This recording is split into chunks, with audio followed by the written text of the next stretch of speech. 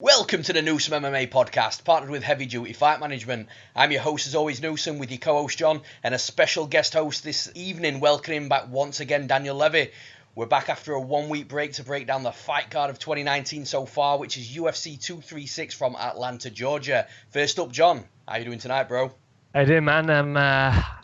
I don't often use foul and offensive language on this podcast, but man, I'm fucking pumped for this. Wow. I'm really looking forward to it. We got double titles, man. We got Daniel Levy joining us on the podcast as well. What's not to be excited about?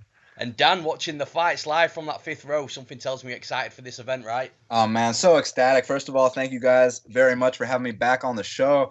Dustin Poirier versus Max Holloway, Israel Adesanya versus Kelvin Gastelum, and then you're telling me there's 11 more fights, so and it's down the street from my crib. I'm in. For sure, man. I'm so jealous. So let's get straight to it and break down UFC 236. And in your first fight of the night, we have Brandon Davis against the newcomer Randy Costa. So Dan, who have you got in this one? I'll just make a long story short, and I'll tell you I will pick the guy that was born in Atlanta, Brandon Davis. And that's not why I'm picking him. The reason I'm picking him is because he's a lot more experienced than Randy Costa. Look, Randy Costa is 4-0. The four guys he fought, he fought a peanut vendor from the stands. And listen, he went out there and handled the guy exactly how you're supposed to.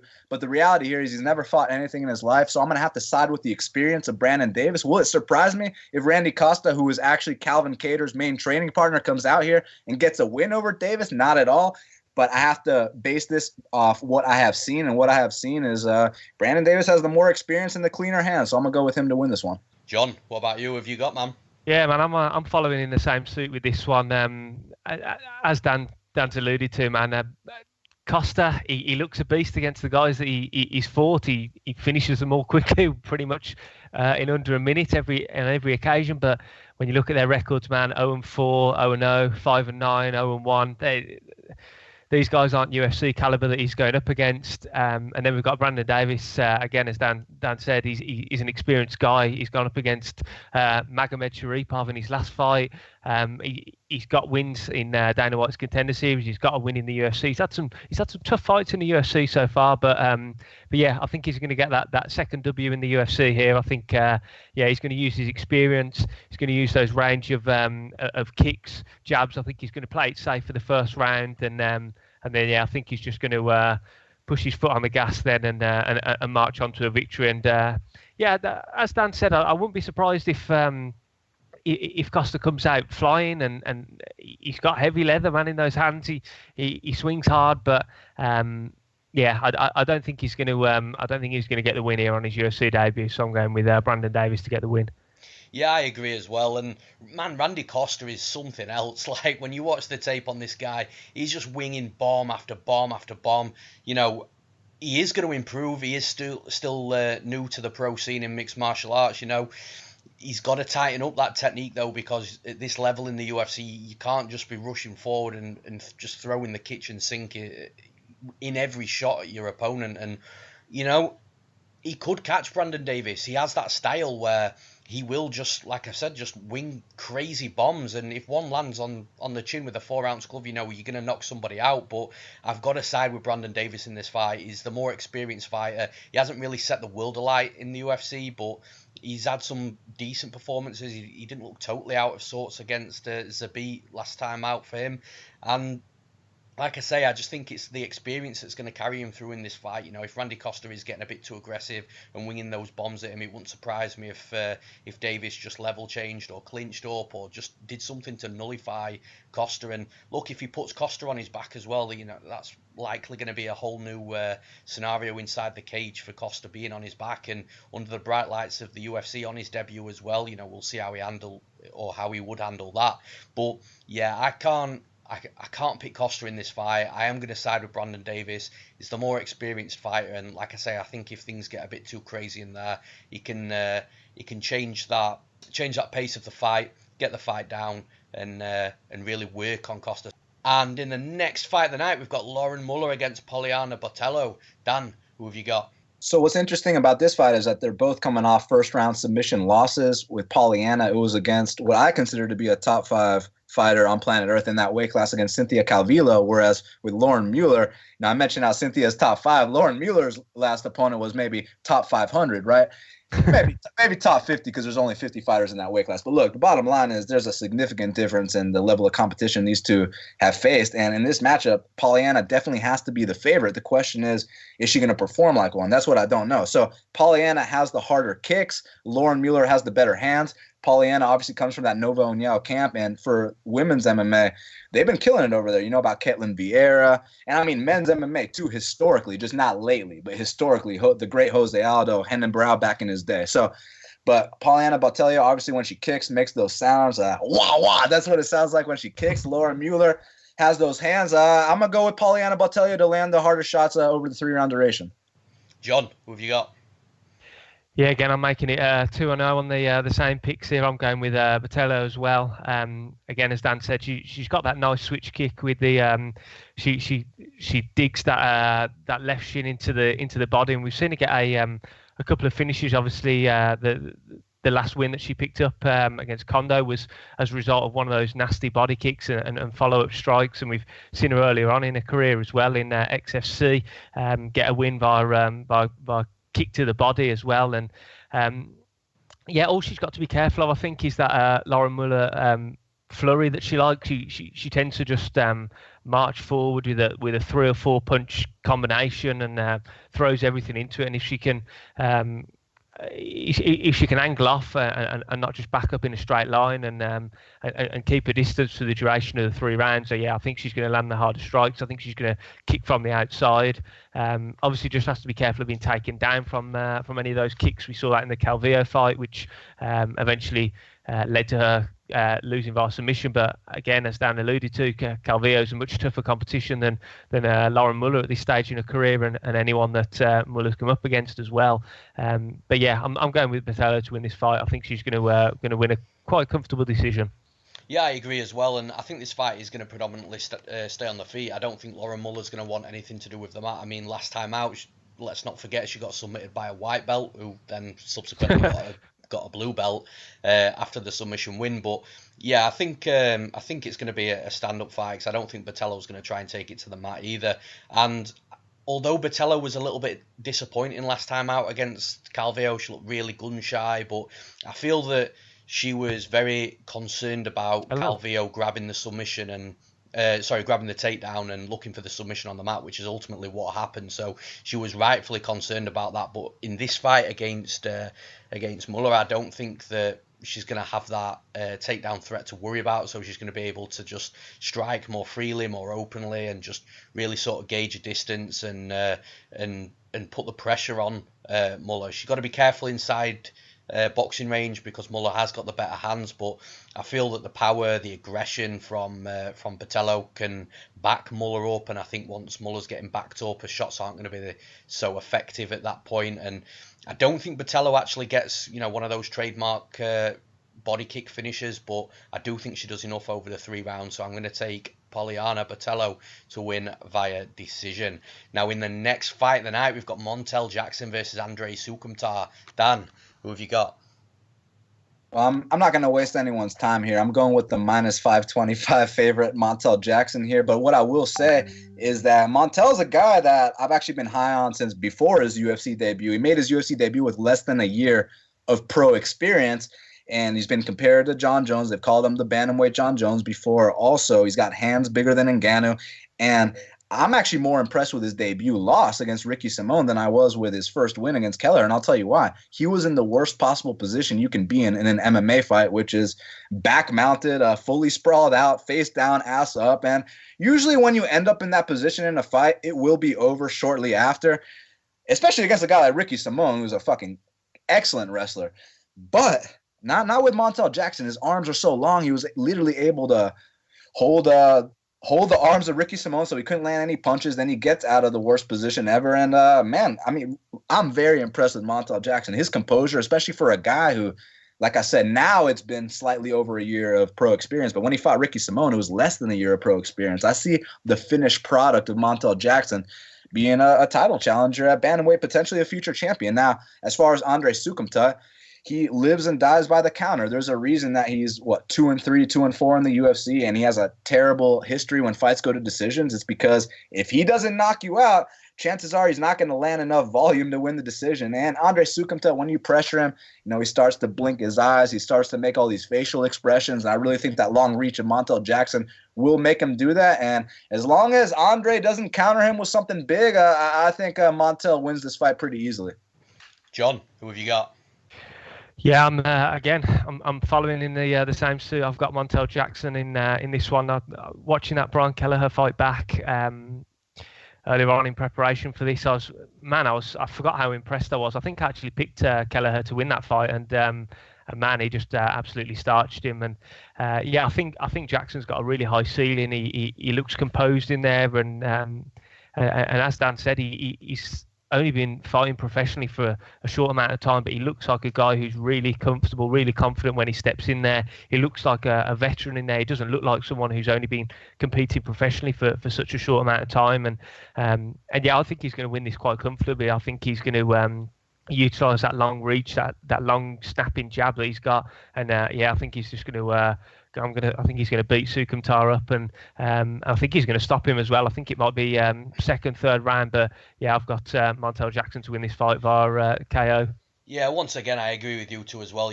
Everybody knows where I stand on Montel Jackson. I've been over this guy a few times already, and I really like the guy. Everything about his game, his striking, kicks, punches, distance management, movement, recognizing the early signs of danger as well. And then he's also got this wrestling background as well, where we don't see too much of it. We could in this fight. He's got so many avenues to beat Andre Soukhamthath, because he could beat him on the feet and he could beat him on the ground, and it's almost like Montel Jackson said before in previous interviews he doesn't really go into the fights with any specific game plan, and he just feels it out while he's in there. And this is what I mean. He could really take this anyway. I personally think that the fight's going to stay striking until Montel Jackson drops him, which I think he is going to hit him with the shot that puts him down. And I could actually see a similar scenario to the Brian Kelleher fight, where he drops him and then grabs onto a submission and chokes him out. But for Andre Soukhamthath, he's got to keep that distance. He's got to stop Montel from peppering him from the outside.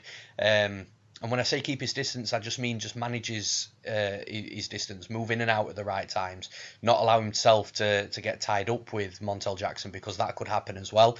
And just kicking at the legs and just making sure that he's exiting and using his angles well, and just trying not to do anything too rash. But we've all seen Andre Soukhamthath's previous fights. His fight IQ is really questionable. He makes some questionable decisions inside the cage, and I really hope he overcomes that and starts thinking a little more inside the cage, because that's what can elevate him to the next level in his game. But like I say, I can't look past Montel Jackson in this fight. I think his striking's more crisp. I think he's quicker with the hands. I think he's got the plan B with the wrestling if he needs it. And like I say, I think it's going to be similar to the Brian Kelleher fight. I think he's going to drop Andre Soukhamthath at some point in this fight, and if he can't get him out with the first few punches, watch for him to grab that neck and submit him. So I've got Montel Jackson to win via submission. Now in the next fight of the night, we've got Curtis Millender versus Belal Muhammad. Dan, who have you got? So there's another interesting one, because both these guys are obviously coming off the quick turnarounds. Millender lost to Elizeu Zaleski, which there's no shame in losing to a guy like that whatsoever. It's just that the same hole that we've been seeing in all his UFC fights got exposed to. Basically, he couldn't last 2 minutes with a guy like Elizeu Zaleski. And the thing with Millender is on the feet. I mean, the guy's 6'3". He's got the length. He's got the reach. He's got the athleticism. He's got the striking arsenal, the confidence. You try to stand and bang with a guy like Curtis Millender, and there's a good chance that he's going to put you out. And he's also a guy that he likes to take his time. He likes to get his range. He likes to feel you out. And once he does start to feel confident, like the high kicks, the body shots, the whole bit, like his striking arsenal is serious. I actually think he's good enough to where he could go compete in kickboxing. But guess what, guys? This isn't kickboxing. One thing you need in MMA is a ground game. And Curtis Millender strikes me as one of those guys that probably doesn't train jiu-jitsu consistently at all, because, he probably has this view of jiu-jitsu that I'm not going to roll on the mats with grown men. You know what I mean? He's one of those guys. He doesn't go to the gym to train jiu-jitsu every day. I know this for a fact. And he probably only trains his striking. Now that he just got exposed majorly against Zaleski, maybe now he's been brushing off those gi skills. But 1 month of putting on the gi isn't enough to overcome a brown belt, which is what Belal Muhammad is. I know this is an MMA fight, but look, Belal Muhammad has scored 15 takedowns throughout his UFC career. That's all I need to know that he's going to come out here and take down Curtis Millender, because when you look at Curtis Millender's first 3 opponents, Thiago Alves, who is a striker, took him down. Siar Bahadurzada, who is a striker, took him down. Max Griffin, who is a striker, took him down. None of these guys are known for their wrestling at all. Like at all. I mean, Thiago Alves has been known for how bad his wrestling is. I mean, I know you saw that John Fitch fight back in the day, obviously the GSP fight. So Thiago Alves has always been known for his brutal leg kicks, but he's taking down Millender like it's nothing. Siar Bahadurzada is doing about 10 chicken dances and on the verge of getting knocked out. All of a sudden, he easily gets on top of Curtis Millender. And obviously the Max Griffin fight, Max is another very heavy hitter, known for that fight of the night with Zaleski, stands and bangs until one man falls, the whole bit. Max Griffin takes him down easily in round 1. Well, then you wonder, hey, Max, why didn't you take him down in round 2 and 3? Well, Curtis Millender actually landed a very nice knee, a very nice high kick as well that discouraged Max Griffin from ever shooting again. And after that, Max was like, fuck this, I'm just going to stand, I'm not going to shoot ever again. Whereas Belal, this is a guy that went to law school. That already lets you know his IQ is pretty fucking high. He's a pretty smart guy. And if I know Belal, I know he's going to come out here and shoot on this guy right away. I mean, he's, like I said, he scored 15 takedowns inside the octagon. I would be scratching my head if Belal Muhammad came out here and stood and banged with a guy like Curtis Millender. I just do not see that happening. And 90% of fights hit the mat. I see this one hitting the mat as well. Now the question here is, will Belal Muhammad get his first win via submission, because he hasn't done that yet?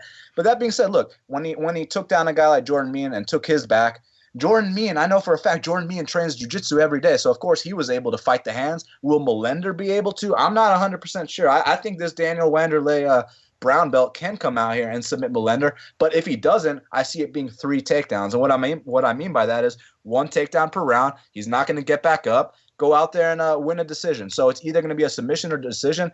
Fuck it, it might even be a ground and pound TKO, but I just see Belal Muhammad winning this fight on the mat and getting a victory here. And for real quick, for people comparing Millender to Jeff Neal, that is one of the most absurd comparisons I've ever heard in my life, because when you saw Belal Muhammad get that deep entry on Jeff Neal, you saw the post of Jeff Neal. You saw the get-up game, the takedown defense. I mean, Jeff Neal's a legit top 15 guy because he's well-rounded, whereas Millender, he thinks, he thinks that rolling on the mats with other grown men is you-know-what. So I got to go with Belal Muhammad.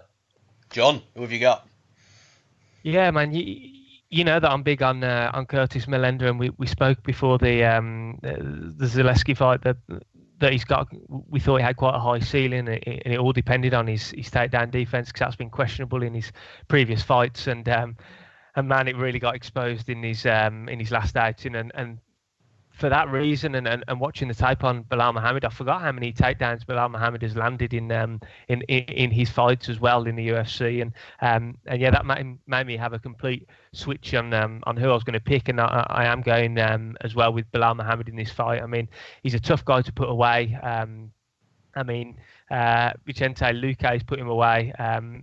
But he hits super hard, man, and he puts a lot of guys away. And besides that, Muhammad doesn't get put away, so I can't see Millender putting him away, and I do see Muhammad getting the takedowns, and the fact that it's such a quick turnaround. I mean, if this fight was in 6 months' time, 9 months' time, you might think, oh well, Millender's had some time to go away and work on that weakness that people know now is a big weakness, and they can exploit it. And but now it's a quick turnaround. I mean, it's only 6 weeks or so between fights, and yeah, man, he's not going to be able to keep this fight standing long enough over the course of 3 rounds to win this fight and do damage on the feet to put Muhammad away, because we know he's got an iron chin. So yeah, I see Muhammad landing takedowns, Millender flapping around on the mat trying to get back to his feet, but struggling, and yeah, I wouldn't be surprised if Muhammad does maybe get a submission 3rd round. Millender tires a bit and gives up an arm, gives up his back, and yeah, I'm going with Belal Muhammad to win this fight, and we're going to with a submission victory. Yeah, it's sad that we have to keep on having these discussions about a fighter in the UFC and, you know, the lack of takedown defense and also the urgency to get back up to his feet. You know, it's not as if Curtis Millender's getting taken down and he's constantly having to stand back up, or he's working off his back, or he's trying to look for a sweep or reversal. He's literally like a turtle on his back once the fight's there. And like I say, at this level in the UFC, it's really disappointing that we're having to have these conversations, especially when you look at Millender as a striker. You know, the dude's so talented and like one of the most talented strikers in the division by far. You know, he's such a great striker, but the fact of the matter is this is mixed martial arts, and when a fight, you know, it's been typical over how many years we've been watching this sport. You know, we constantly see it time and time again when someone has got a weakness in that takedown defense or the get up game or a combination of both, which I believe he's got. He gets exposed time and time again by the fighters, and you know, like Dan alluded to, Thiago Alves, Max Griffin, Siaba Hardazada, and Zaleski dos Santos. These guys are predominantly strikers, yet especially the Siaba Hardazada one when he was rocked and Millender should have had him finished, and yet he scored a takedown completely rocked and dazed.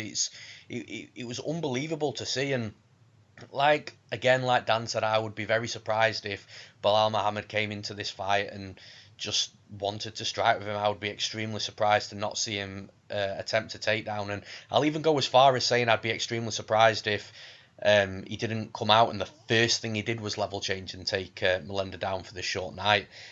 It's a quick turnaround from Millender. I don't think the grappling and the jiu-jitsu training in between the Zaleski fight and right now is enough to stop Belal from getting the fight where he wants to be. But make no mistake about it, you know, like I've already mentioned, this is mixed martial arts, and for whatever reason, if Belal Muhammad does spend extended periods of time on the feet and does want to test his striking against Millender, we've seen it from fighters in the past, you know, wanting to beat other fighters in their own area. I don't expect it from Belal, but it's a possibility. We have to explore all possibilities when we're looking into these fights, and if he stays for long periods of time on the feet, then look for Millender to really light him up. But then it begs the question that if Belal threatens with one takedown, is Millender really going to open up with his striking in fear of being taken down by Belal? So there's a lot of things that could happen in this fight, and I see the fight hitting the mat, and if it hits the mat once in that first round, I think if it gets out of that first round, I think Curtis Millender will be hesitant going forward, because I believe that in the UFC, this is by far the best wrestler he's fought. So I do feel that Millender will stop opening up as much as the rounds go on. I could see a finish from Belal, but to be honest, I'm going to pick a decision. I think that Belal will just grind away, you know, do enough for the referee not to separate him and stand him up, and just slowly beat up Curtis Millender over the 3 rounds, over 15 minutes. So for that reason, I'm going to take Belal Muhammad to win, and I'm going to take him to win via decision. Now, in the next fight of the night, we've got newcomer Boston Salmon versus Khalid Taha. Dan, who have you got? Man, I was actually kind of surprised how closely they lined this fight, because you look at you watch them fight and the skill sets speak for themselves. But I guess the odds makers probably don't know about Boston Salmon's boxing credentials, but I'm gonna go ahead and tell you right now, this guy boxed Errol Spence in amateurs. I mean, all you guys know Errol Spence is like one of the big time boxers now, and Boston Salmon went to a decision with him. So that already, right there, that fact that I just let you know lets you know that Boston might literally have the best boxing credentials out of anyone inside the UFC's octagon, because what other guys are going out there going to decisions with Errol Spence? I'd love to know. You know what I mean? So Boston Salmon can fucking throw hands. Obviously, he's a southpaw. The slip and rip game is seriously on point. The takedown defense, very nice wide base. You try to take him down against the cage, that's not happening. You try to take him down in the center of the cage, that's also not happening. So I'm very impressed with this kid, Boston Salmon, and the kind of regard the UFC hold him in. He gets signed from Contender Series, and they're like, you know what? This kid's ready to fight Ronnie Yaya right off the bat. You know what I mean? And obviously he got injured. Then they're like, what about Ione Barcelos? So Ronnie Yaya and Ione Barcelos were supposed to be his first 2 opponents. That's how highly Mick Maynard and Sean Shelby regard Boston Salmon. But obviously now that he has been out for a while, it has been about 2 years, coming off the ACL surgery. They were like, you know what, man? Let's not go with one of these, top 15, top 20 guys. Let's hand them Khalid Taha on a silver platter. And I mean, Khalid, it's fun to watch. He comes out there, he's super undersized, he throws big bombs. It's cute, he's getting tapped out by guys in Ryzen that, have 500 records. Like, this guy, this is going to be his last UFC fight. The question is it going to go all 3 rounds, or is Boston going to knock him out? That's my question here. But bottom line, I see that southpaw stance, that slip and rip. The hands are way too sharp, the reach.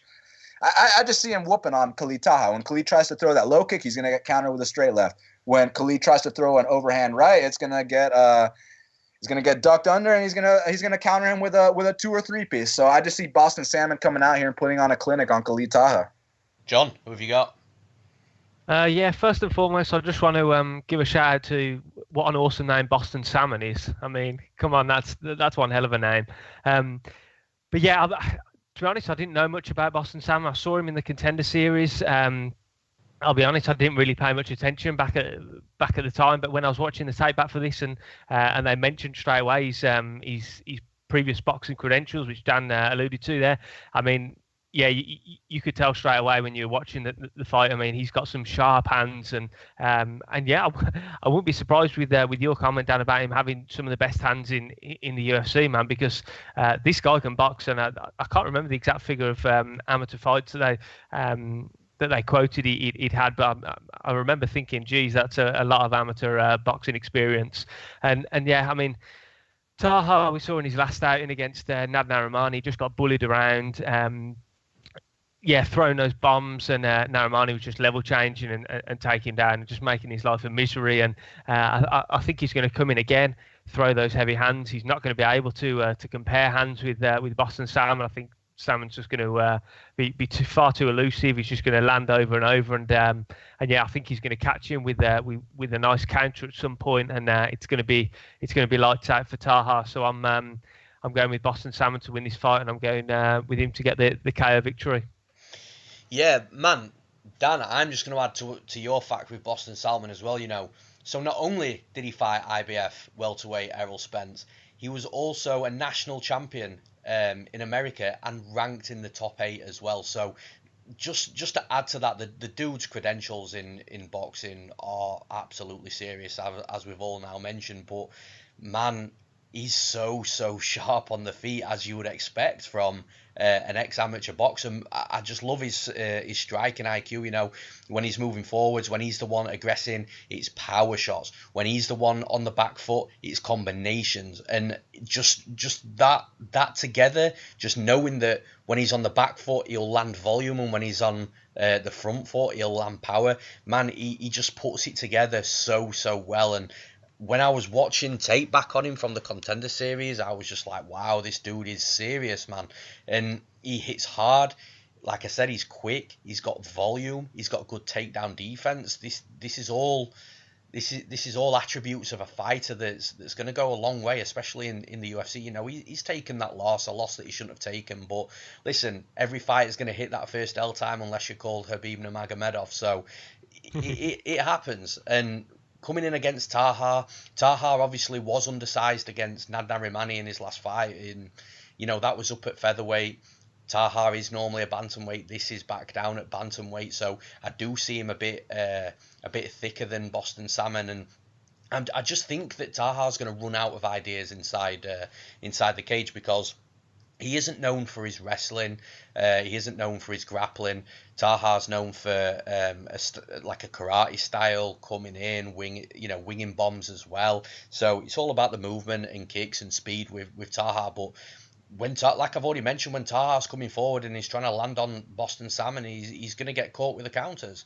And when Salmon starts catching him with the counters, it's going to start backing Taha up. Once that starts backing Taha up, Salmon can come forward. Then Salmon can start unloading the volume and the power and really putting it on Taha. And I think at that point, Taha's going to think, well, what the fuck do I do against this guy? Because I come forward and I get caught, and I move backwards and I'm getting bombed on. So my only worry for Salmon in this fight is if Taha does end up deciding to resort to his strength and his power, which I do believe he will have a strength and power advantage physically over Salmon. So if he starts pushing him to the cage, not necessarily looking for takedowns, because like I say, he's not really known for his wrestling or his grappling, but what he can do in this fight, Taha, is pin him to put Salmon's back against the cage and really just start, like I say this quite often, just doing enough for the referee not to split them, but just landing enough shots. But ultimately, I don't see that happening for the duration of 15 minutes.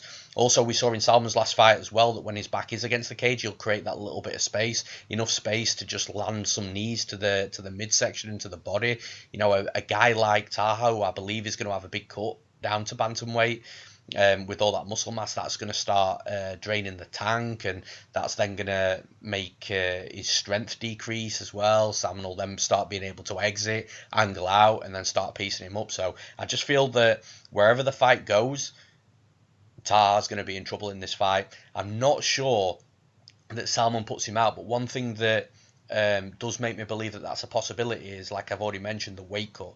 Obviously, the weight cut of Taha, like I've already mentioned, I think it's going to be quite, I don't know about drastic, but I think it's going to be a decent weight cut. That means he's going to be less hydrated. That means the chance of a KO is going to be higher down the weight, and Salmon does hit hard, so there is that possibility that Salmon does knock Taha out because of the potential weight cut. But I'm going to give Taha the benefit of the doubt. I think he's a tough kid. I think he's going to be able to take the shots. I do think he's going to tire throughout the fight, and I just see Boston Salmon putting a beating on him for 15 minutes. So for that reason, I'm going to take Boston Salmon to win. I'm going to take him to win by a decision. Now, in the next fight of the night, we've got Max Griffin versus the newcomer Zelim Imadaev.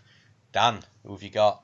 This is kind of an interesting fight, man. It's tough to call. It's a pick'em for a reason. So basically, what we know about these two guys is that Max Griffin's out here fighting the Zaleskis, the Millenders, the Thiago Alves, like real fighters, whereas Zelim Imadaev is fighting the slushy vendor. But that being said, Zelim Imadaev is Russian, and you can't really pick someone based off their nationality, but if you want to just be straight up with it, Russians have a very fucking high win rate inside the UFC's octagon. Oftentimes when Russians get cut, it's not because they're losing fights. It's usually because, hey, Rashid, you kind of put the fans to sleep, so we think you'll have a better future in PFL. It's kind of that situation. It's never, oh, this guy's on a 3-fight skid. Like, Russians win fights.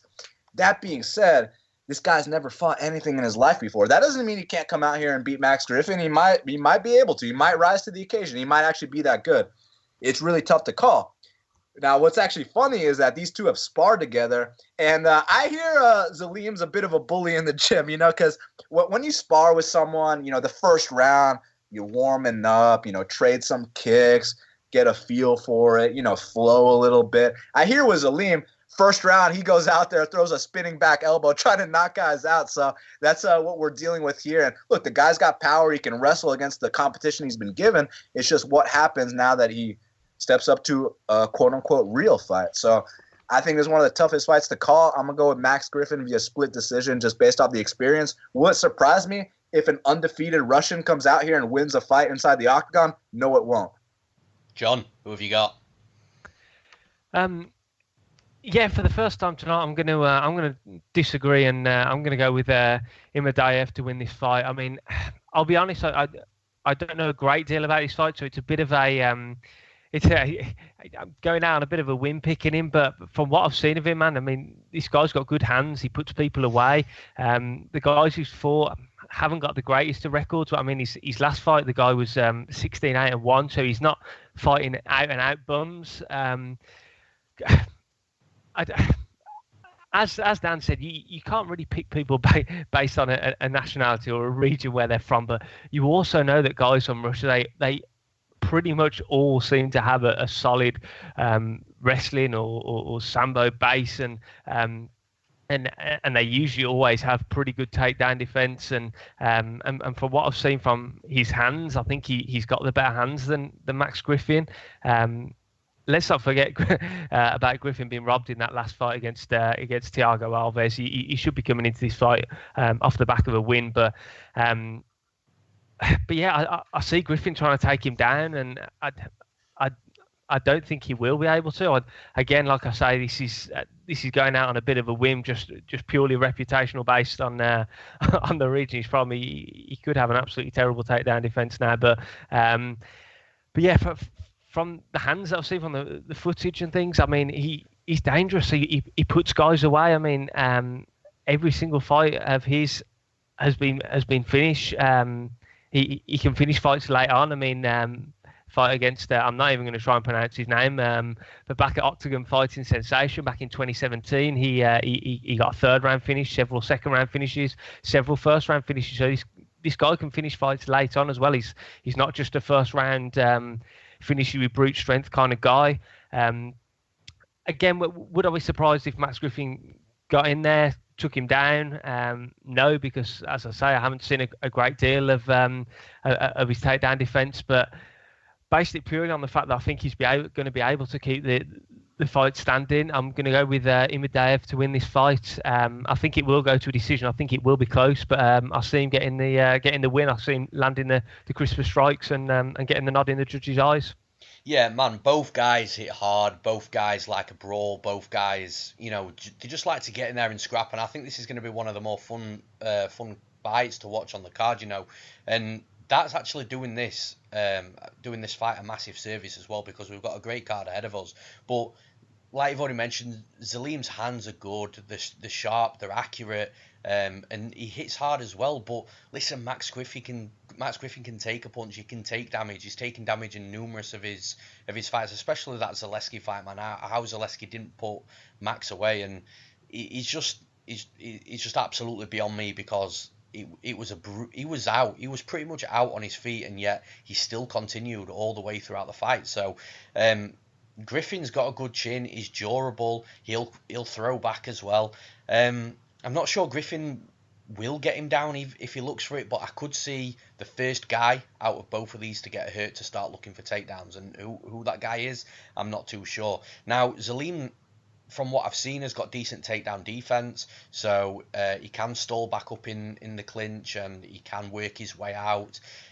On top, he's got a very good top game, but we only ever see it after he's dropped a fighter. So he'll drop an opponent, and then he'll jump on into guard, and then he'll be really solid on top. Really hard to get him off you once he is there. So what his takedown offense is like is, still a bit of an unknown from my perspective anyway. But I'm going to take Imadaev to win this fight. I think that his hands are good enough to hang with Max Griffin, and I do believe from the top game that I've seen of him that he's going to have a decent wrestling base as well. Max Griffin isn't the easiest guy to take down, but he can be taken down, and if anyone's going to be able to land a takedown on Max Griffin, it's more than likely going to be a Russian. So I think it's going to be a fun fight. I think it's going to be fireworks. I think someone's going to drop, and I think someone's going to end up getting knocked out. I'm actually going to take Zelim Imadaev to ground and pound Max Griffin. So I've got Imadaev to win, and I'm going to take him to win via knockout.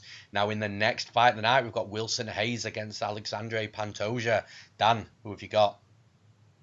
Man, I'm really looking forward to this one. Obviously, 2 black belts in the flyweight division. You know for a fact this is going to be a scramble fest. It's just a matter of who do you give the edge to in terms of who's going to end the round in top control, who's going to have the back, who's going to land the harder shots.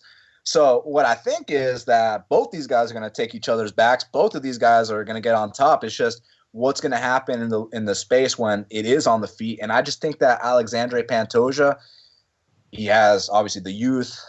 I mean, listen, Wilson Hayes, as much as I respect him, as amazing of a black belt as he is, I truly believe that he might be, 1 or 2, maybe 3 fights away from retirement, whereas Pantoja is making his run. Pantoja is hungry for a title shot, man. So while I do see this being a close fight, I think that in the slight moments where they are on the feet, I think Pantoja is going to rock him, wobble him, but then it's going to be nullified when Wilson Hayes takes his back, and you saw Dustin Ortiz take the back of Pantoja. So, man, I do see Hayes getting that back take, but at the same time, let's not sit here and act like Sasaki didn't go out there and take Wilson Hayes' back in that 3rd round. That's why I believe this will be a back-and-forth scramble fest. So the grappling is going to kind of nullify itself out. Both these guys are going to have advantageous positions, but I think the way that Pantoja is going to edge this one out is on the feet. He's going to land the more effective shots. So I'm going to go with Pantoja via majority decision. Jon, who have you got? Yeah, I'm really looking forward to this fight, and I think this is going to be another good showcase for the flyweight division. With as Dan said, lots of back and forth exchanges, especially on the ground. Both good black belts. I mean, originally going into the tape on this fight, I was picking Wilson Hayes to win this, and I thought it'd be close, but I thought just his experience would edge it. When you look at his losses, I mean.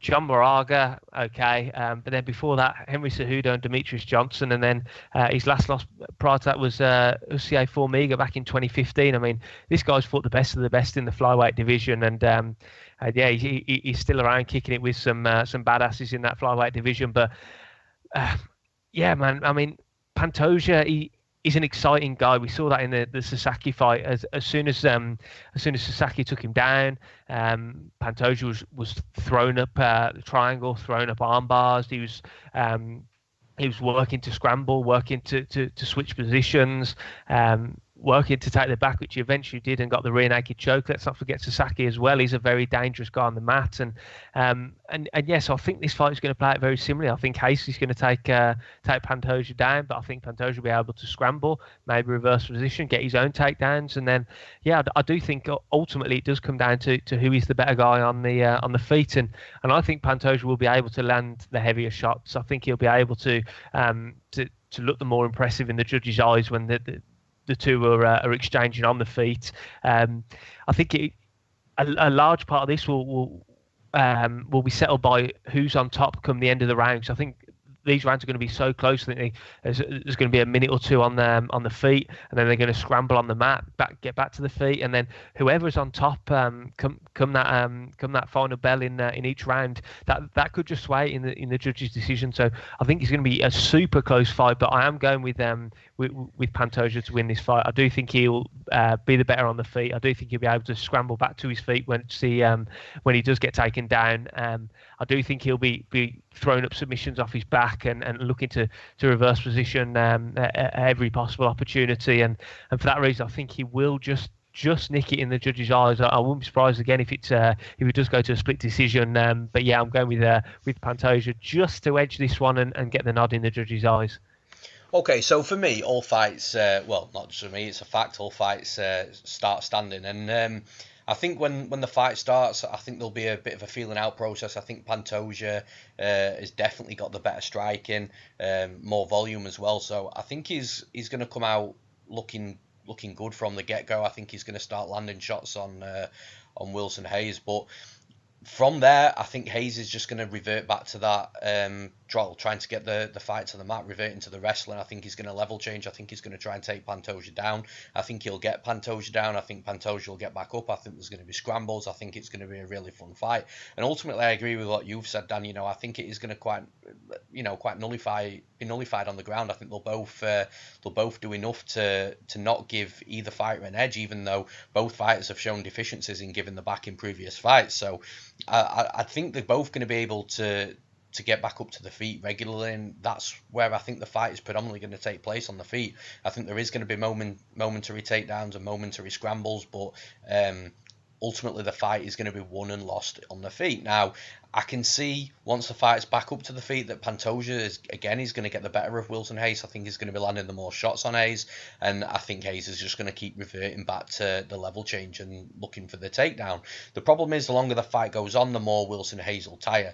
The more he tires, the less likely he's going to take Pantoja down, and I think it's going to end up being one of those fights where the wrestler is constantly shooting in at the hips, trying to get the fight to the mat, but the longer the fight goes, him being less successful, and then the guy defending the takedowns, in this case Pantoja, is either going to get separated by the referee on the cage because it's stalled, or he's going to be able to work the exit on the fighter that's getting more tired in the offensive wrestling, which is Hayes.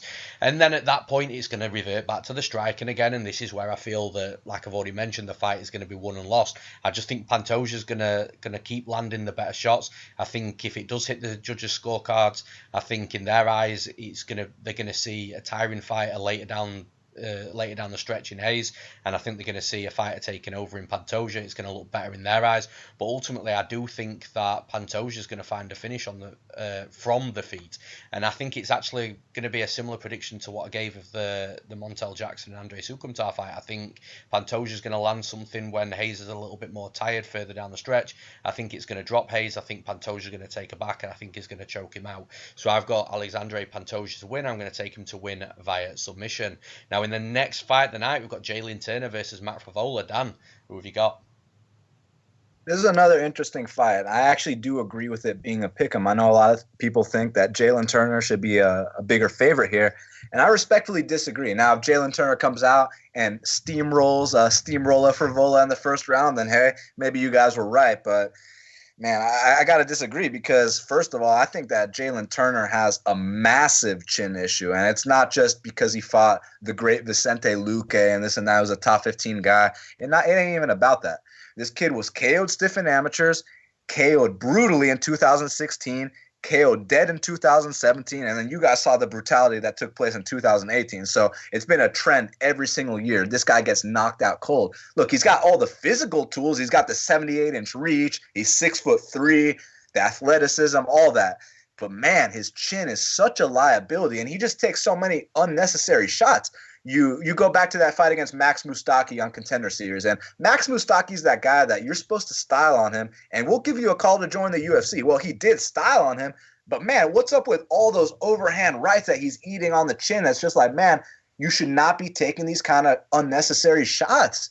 And with Matt Frevola, now, I disagree with people saying that Frevola has a chin issue, and I'll tell you why. So obviously that UFC debut, he gets knocked out by Polo Reis. Now, that wasn't a chin issue. That was a matter of fighting like a dummy issue. That's something that you can easily correct in the gym. Like Matt, no one told you to go out there in the first 2 seconds, put your chin up in the air and start swinging big bombs with one of the biggest power punchers in the division. No one told him to do that. Well, his very next fight against Lando Venata, he came out a little bit better. Now, for people that are calling Frevola chinny, I mean, here's all the evidence I need that Frevola is not chinny. How about you kick this guy shin to chin, a right high kick to the face, right on his chin, and see if he stays conscious. That's the real test to know if this guy's got a good chin or not. Well, Lando Venata did exactly that, and Matt Frevola stayed alive and arguably came back to win the next 2 rounds. So the guy has a solid chin in my book. It's just a matter of you got to fight smarter in there, Matt. He gets a little wild at times. When you get wild and reckless, these are 4-ounce gloves. You can get caught. But I don't think his chin's a liability. I just think his fighting style is a bit reckless at times. Now, as far as how these two match up, man, it's interesting because I think at times Turner is going to be picking him apart. He's got the massive reach advantage. Obviously, he's a superior athlete. The thing is that I feel like Frevola can take it and give it too, whereas I only feel like Turner can give it. So that being said, I think Turner's going to pick him apart until he gets caught. I got Frevola by knockout.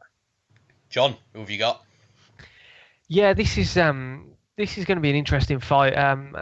As Dan said, Jalin Turner, he's only 23 years old, and yeah, man, he's suffered some brutal knockout losses already in his career, and that's got to be a worry for the longevity of his fighting career and how far he can go in this sport and in the UFC, because there's only so many times you can get absolutely starched like that. I mean, and they are occasions where he's getting knocked out cold and keep coming back and keep being competitive and being able to take shots. I mean, and obviously the higher up the rankings you go, the more dangerous the guys are, and more often than not, the harder the guys hit. So that is a worry for just a 23-year-old who's been finished so frequently. I do like Jalin Turner. I do like his offensive striking. I mean, he's got a nice crisp jab. He's got good kicks, good low kicks. He is a dangerous guy on the feet, and if he didn't have these chin issues, I think this would be a pretty straightforward outcome. I'll be going with Jalin Turner to win. Matt Frevola, as Dan again has said, he showed his heart in the Lando Venata fight, and he came back from a precarious position to earn that draw and showed that he does belong in the UFC, and he can mix it with some good strikers. And for me, it is going to be a case of as to whether Jalin Turner can work from the outside, work that jab, work those kicks, and avoid a bomb that lands on his chin, because if that happens, the chances are he's going to be knocked down or knocked out completely. But I have faith in Jalin Turner in this fight. I think he's going to. I think he's going to come out. I think he's going to be the better striker. I think he's going to box Frevola up on the feet. I think he's going to land those 1-2s. Frevola is going to have to try and bully his way inside. If Jalin Turner gets backed up against the fence, I worry, because that's similar to what we saw with Edson Barboza last week. If you're circling out off that cage and you get caught with a shot, man, it can be lights out. And with Turner's chin, it can definitely be lights out. But I'm going with Jalin Turner to win this fight. I think he's going to just to outpoint Frevola. I think he's going to fight sensibly. I think he's going to avoid those heavy looping shots of Frevola's, and I think he's going to get a decision win. Yeah, listen, both of you have mentioned already that he's got a questionable chin, and you look at his tape and his record, and you have to agree. But I'm picking Jalin Turner to win this fight, and the reason why I think he's going to win is I think that he is going to fight smart. I think he is going to try and get hit less. But the thing is with Turner, with his range and with his reach, I think he's going to be peppering away at Matt Frevola. And the one thing that you notice about Matt Frevola is once he is starting to get hit a little bit, he will start to become more aggressive. He will start winging the bombs. He will start looking for that one shot. And once he starts doing that sort of stuff, he does tire. Now, if Jalin Turner doesn't get knocked out in this first round, I feel that when you're getting through the second round and into the third round, it's going to be one of those fights where one of the fighters has already felt the hardest shot of his opponent. In this case, Frevola having the hardest shot. So I think that Jalin Turner, past that first round, I think that it's going to be tough to knock him out because of the way Frevola does tire and he does slow down, and obviously the power then starts coming out of the shots. From then, I think Jalin Turner can just keep on putting it on him and, just peppering away at him, putting the volume on him and just outpointing him on the feet. Now, Frevola could start looking for the takedowns. We've not seen Jalin Turner too much on his back. We have seen Frevola look for takedowns in his previous fight, so that's a possibility and a potential path to victory for Frevola. But again, it almost comes back always to once he starts tiring down the stretch and he becomes a little bit slower and the movement's not as there as much as it was in the first round, then the entries and the takedowns are going to be a little bit more telegraphed and it's going to be harder to get him down. So it all comes back to the cardio of Frevola, and I just feel that the more he gets hit, the more he's going to start winging bombs, the more he's going to tire. If he doesn't catch Jalin Turner in that first round, I do think he's going to lose a decision. I don't think he's going to catch Turner in that first round. So for that reason, I'm going to pick Jalin Turner to win. I'm going to take him to win via decision. Now, in the next fight of the night, the first fight on the main card, we've got Ovince St. Preux versus Nikita Krylov 2. Dan, who have you got? Man, another interesting fight. And since the first time they fought, OSP has actually gone 8-7. Nikita Krylov's gone 9-2. It seems like they're on different parts of their careers. I mean, OSP is closer to 40, and Nikita's about to turn 30 soon, right? So I just feel like Nikita's kind of more towards the upwards trajectory, even though he's already a very experienced guy himself. But what's interesting about this fight is, you don't often call Ovince St. Preux fight, striker versus grappler, because I've seen Ovince St. Preux go out there and knock guys out with head kicks, as you saw in the Corey Anderson fight. But in this specific fight, I think this is striker versus grappler. I think if this is standing, I got Nikita all day, man. I think he's going to land some very heavy shots on Ovince St. Preux. I mean, Ovince's last 3 fights in a row, he has been dropped. There's nothing wrong with getting knocked out by Reis, and between all 3 of us, that was not a decision. That was a third-round knockout.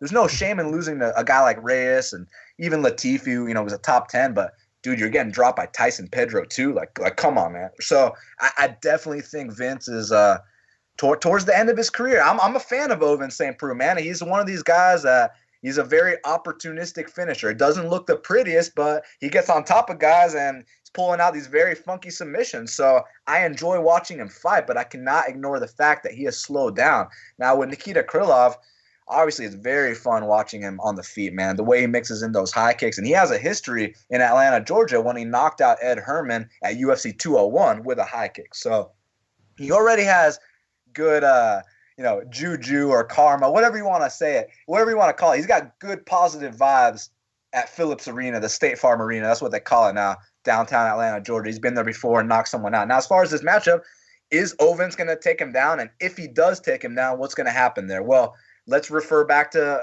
Nikita's last fight versus Jan Blachowicz. Now, first of all, before I mention the kind of errors Nikita made on the mat in that fight versus Jan Blachowicz, I also want to preface that by saying that Jan Blachowicz was basically one fight away from a title shot there. I mean, when he fought Maeda, the winner of that fight gets to fight John Bones Jones. So the fact that Nikita just lost to a guy in title contention, Ovince St. Preux is nowhere near title contention. So at least Nikita Krylov went out there and lost to a legitimate top 5 guy. But man, some of the errors that he shows on the mat, it's the same shit that happened a million years ago when he fought Ovince the first time.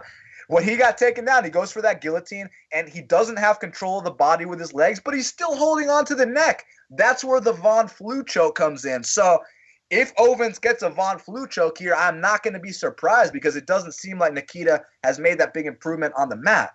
However, that being said, one thing I did like about the Jan Blachowicz fight was that, when he was trying to go for that guillotine and it seemed like Jan Blachowicz was about to get a Von Flue choke, at least Nikita survived to make it to the next round. That kind of gives me hope for him here against St. Preux because I don't think St. Preux can consistently get takedowns over and over. I feel like St. Preux has a very limited gas tank. His chin is on the decline. And if he can't get that first round sub, I think he's getting knocked out. And I'm going to go ahead and say that here at Pick'em, I'd probably recommend passing. But if you got dog odds, a good dog odds on either side, hell yeah. Here at Pick'em, I'm going to pass just because I think it's right. But I'm going to go with Nikita Krylov via head kick KO. John, who have you got?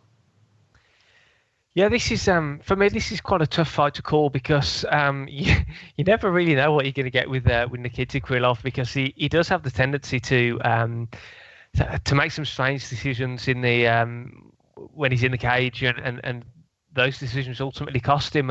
And it's also really hard to tell where his game is on the mat because he wins a lot of fights via submission, but then when he loses, he also tends to be via submission, and he has an awful lot of arm triangle choke defeats on his record. So when we saw that in the last fight as well against Blachowicz, that was the method of defeat. And Ovince St. Preux, as Dan mentioned, he's an opportunistic guy on the ground. I mean, as has already been said, I won't repeat it to too much of an extent, but Krylov is definitely the more dangerous guy on the feet. I mean, Ovince St. Preux is dangerous on the feet. Again, alluding back to that Corey Anderson fight with that where he was struggling in that fight, and then he pulled out that third round, that massive third round head kick that put Anderson away. And he does have the potential to do things like that, but in the standing game, Krylov wins this all day. He's the quicker, more dangerous guy. He's got better kicks. He can finish the fight easily. Well, I don't want to say easily standing, but he does have the tools to finish the fight standing. It's just a case for me of whether the fight goes to the mat. Does Krylov do something, a rational decision again, and puts himself in a vulnerable position to be finished? And that is my only gripe in this fight, and my only concerns for Krylov. Again, as alluded to with the Jalin Turner fight, if we could eradicate that, I'll be very, very comfortable picking Nikita Krylov. I am going to pick Krylov to win this fight, but I wouldn't be surprised in the slightest if he does do something on the ground to throw that win away. But yeah, I'm going with Nikita Krylov. I think he's going to finish Ovince St. Preux later in the fight, late second, maybe third round. I think eventually the St. Preux is going to tie if Krylov keeps hitting those body kicks, mixing in the head kick. I do again see one of those head kicks sneaking through, and whether that'll put St. Preux away completely or whether it'll just lead to the finishing sequence where Krylov jumps on him and the referee has to intervene. But yeah, I just think as long as Krylov can be sensible and not do anything overly erratic, I think he'll get this win, and I think he'll finish St. Preux. Okay, so I'm not going to waste anybody's time here. I've got a 1.5 unit bet on Nikita Krylov at plus 120, and I'll tell you why. But first of all, this is my worry. So Krylov does some dumb shit on the mat, which we've all alluded to. You know, the Blachowicz fight, he dropped for the guillotine. I don't mind that so much in fighters. You know, some people hate it. I don't mind it as long as the fighter that's doing it is a good grappler and can grapple off his back as well, which Krylov can. You know, he's got some nice escapes off his back, which he can use to stand up on his feet. We saw that in the Misha Cirkunov fight. So he made a mistake going down for the guillotine. He didn't wrap his legs around Blachowicz, and pretty much let Blachowicz pass straight away, and then obviously that led to some not so good sequences on the mat for Krylov. But he also does some good stuff on the mat as well. You know, he's got 14 wins via submission, which is impressive.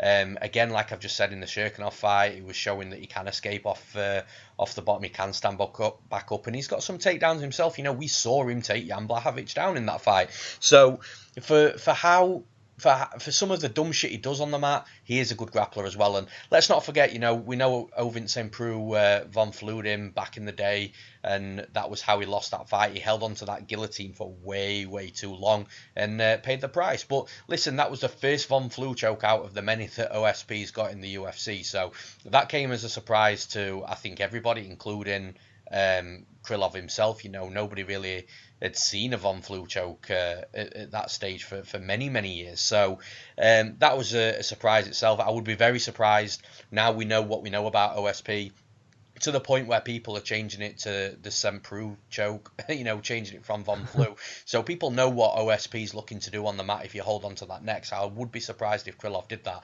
But Dominic Reyes laid down a striking blueprint of exactly how to beat OSP. Now, OSP aids this because OSP likes the open kick to the opponent's body, and he'll change stances to make sure that he can land that kick to the open body. The problem is he'll change stances regardless of if it benefits his opponent, which it did against Dominic Reyes. You know, he changed his stance to an orthodox stance, and then Dominic Reyes could then also kick to the open body. He's a good kicker. He used it well. He tied him out with kicks to the body earlier, and he'll do it to Krylov as well. Krylov's another kicker with power, up and down the body, whether it be the legs, the body, or the head. OSP will change that stance so he's got the open side for himself. But ultimately, that puts him in a bad position because Krylov's the better kicker, so he'll be playing directly into Krylov's hands with this. Now, I think Krylov's going to start peppering the kicks as well. I think, like I've already mentioned, up and down the body, legs, body, head, I think he's going to start putting it on OSP quite early on.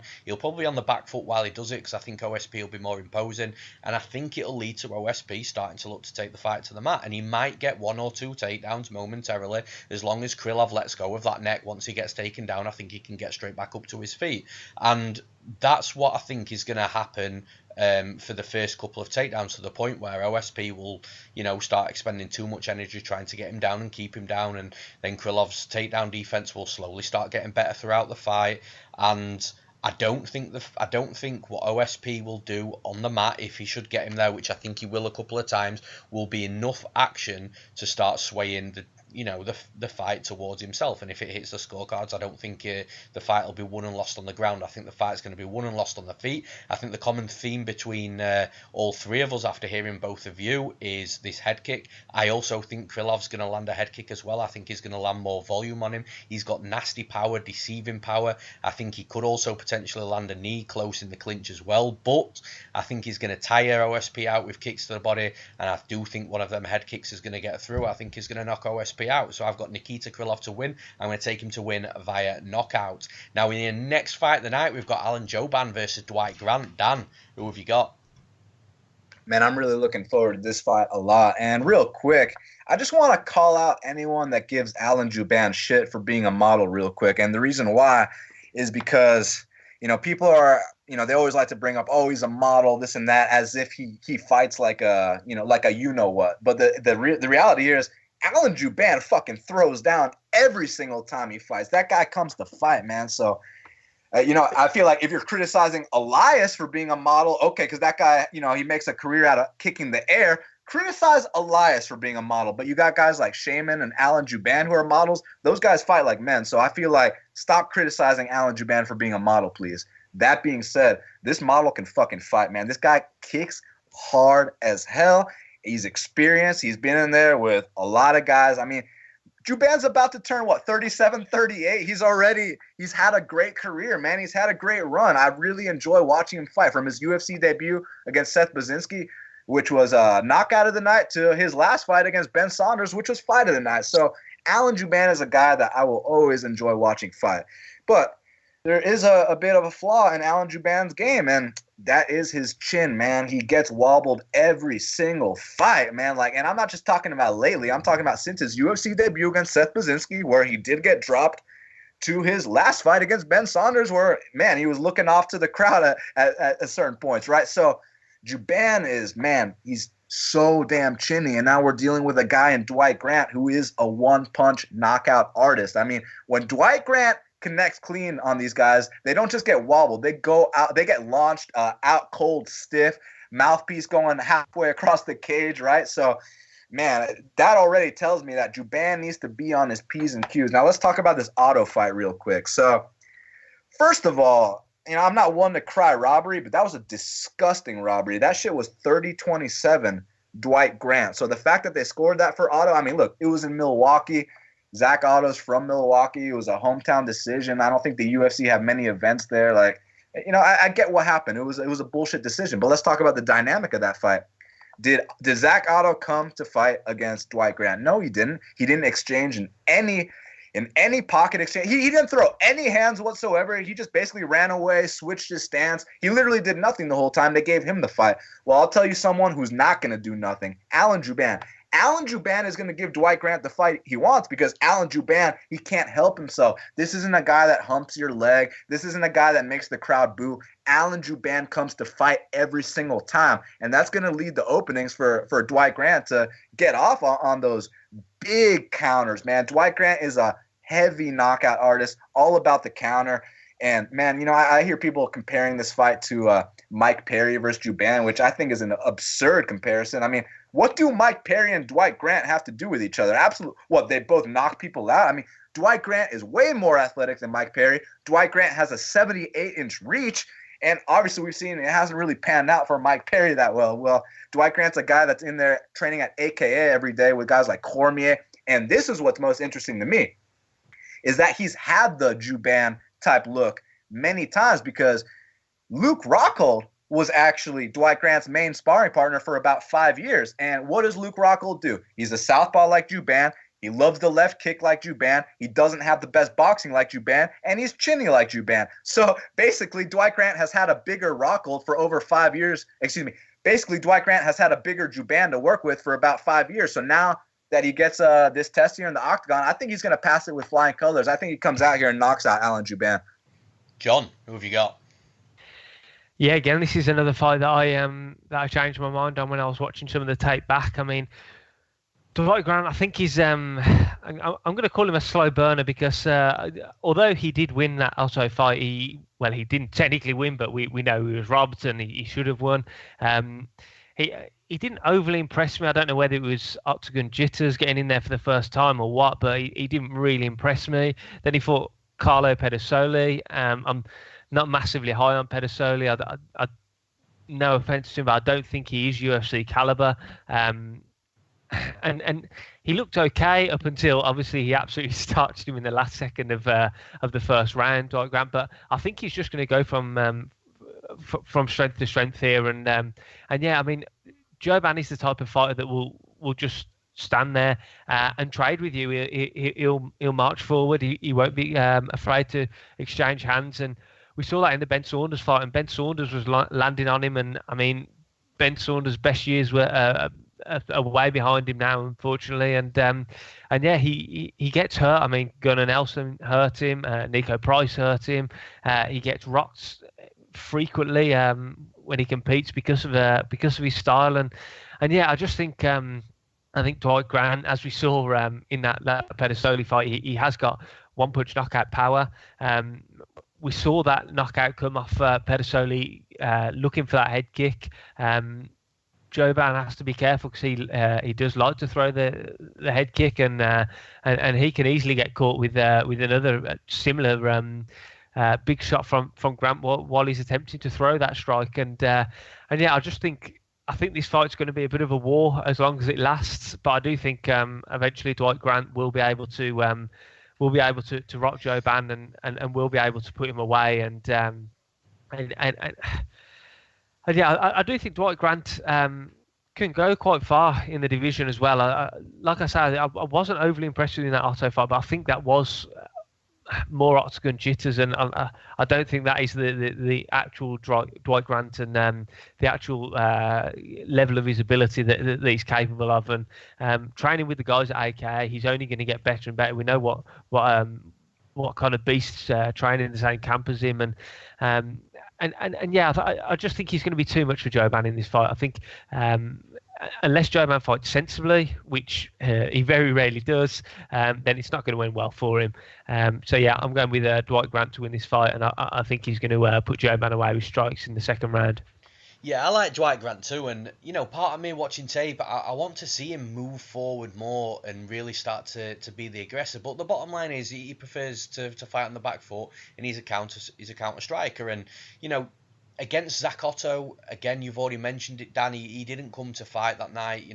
He didn't really put a pace on Grant. He didn't give Grant many opportunities to get his counter-strike game going, which, like I've already said, that's his game. And, Grant was having to come forward, but then it was also his UFC debut, so there were the jitters and all that, In this fight, stylistically, I think it's a great fight because, again, like it's already been mentioned, Jouban comes to fight every time inside the cage. He's aggressive. He comes forward in volume. He looks to land hard shots, whether it be punches, whether it be kicks. He looks to get in the face of his opponent. And that's Jouban's game. Dwight Grant will allow Jouban to do that.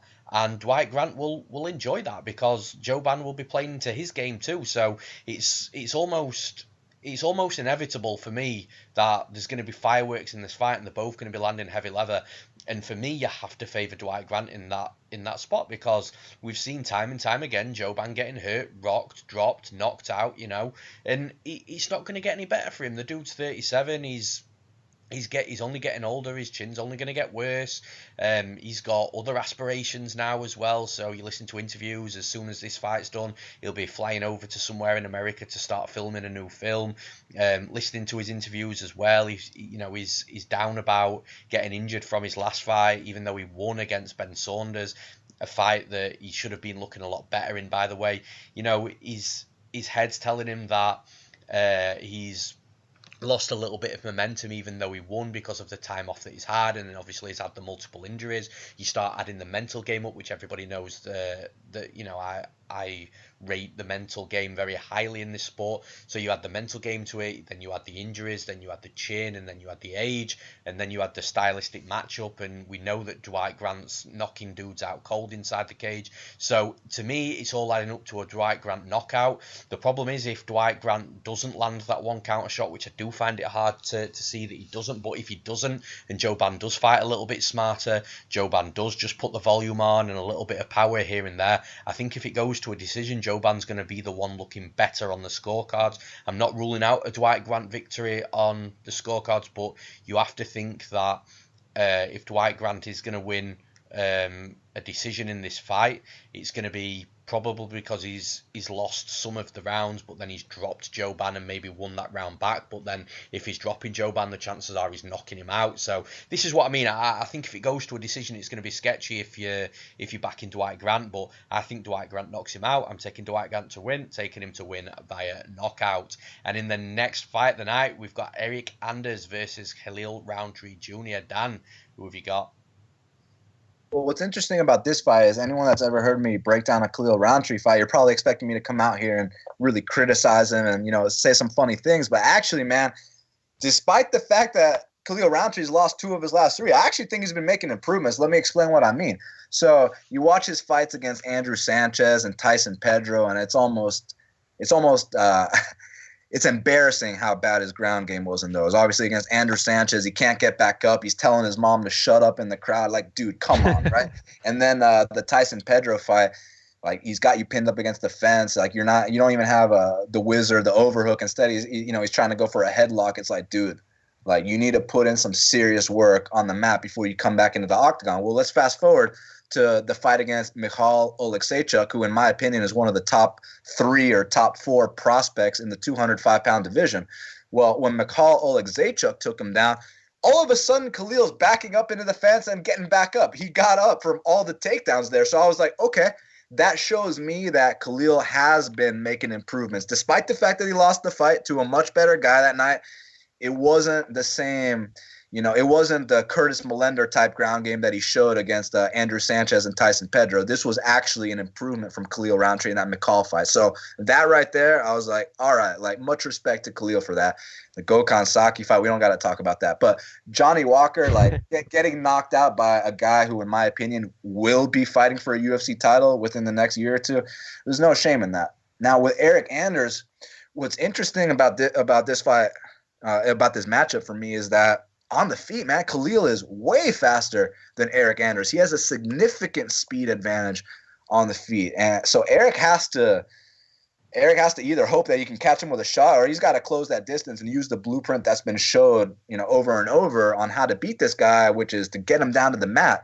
Now, I'm not exactly sure how good Eryk Anders' wrestling is. The reason why is, and I know people are going to reference that Maeda fight, but the reality here is Maeda rises to the level of his competition. He fights to the level of his competition every single time. Let me explain what I mean. When Maeda feels a threat, like he did against a guy like Jack Hermanson, then you see a Maeda that's turned on. Then you see a Maeda that goes out there and knocks you out in the first round. But when Maeda kind of thinks you're a joke, I didn't tell him to get choked out by Eric Spicely in the first round. I didn't tell Maeda to fight Dave Branch with his hands down by his waist and get knocked out by him in the first round. So what I'm trying to say here is that just because Eryk Anders took Maeda's back in that third round, that doesn't necessarily mean he's going to do that to Khalil here, because for whatever reason, when Maeda fights to the level of his competition, that's all it is. Now, does Eryk have a chance to use the grappling? 100%. I mean, he obviously made the move to Factory X with Mark Montoya. Now he's got Ian Heinisch, who's a really good training partner for him. I believe before Eryk was just working with smaller guys that weren't even in his weight class. So now he's actually getting good work in, and they probably are coming in with the right game plan here. I doubt they want to stand and bang with Khalil, because if they do stand and bang with Khalil, I got Khalil by knockout. However, I think that in the second and third round, as long as Eryk survives the first, he will be able to capitalize on a more exhausted, a more tired Khalil and grind him against the fence, maybe mix in a takedown or two. I don't think the sub will be there. I'm going to go with Eryk Anders via split decision. I think it's going to be a grimy fight. And I know people are saying Eryk should be a bigger favorite, but I actually think the line should be closer. John, who have you got?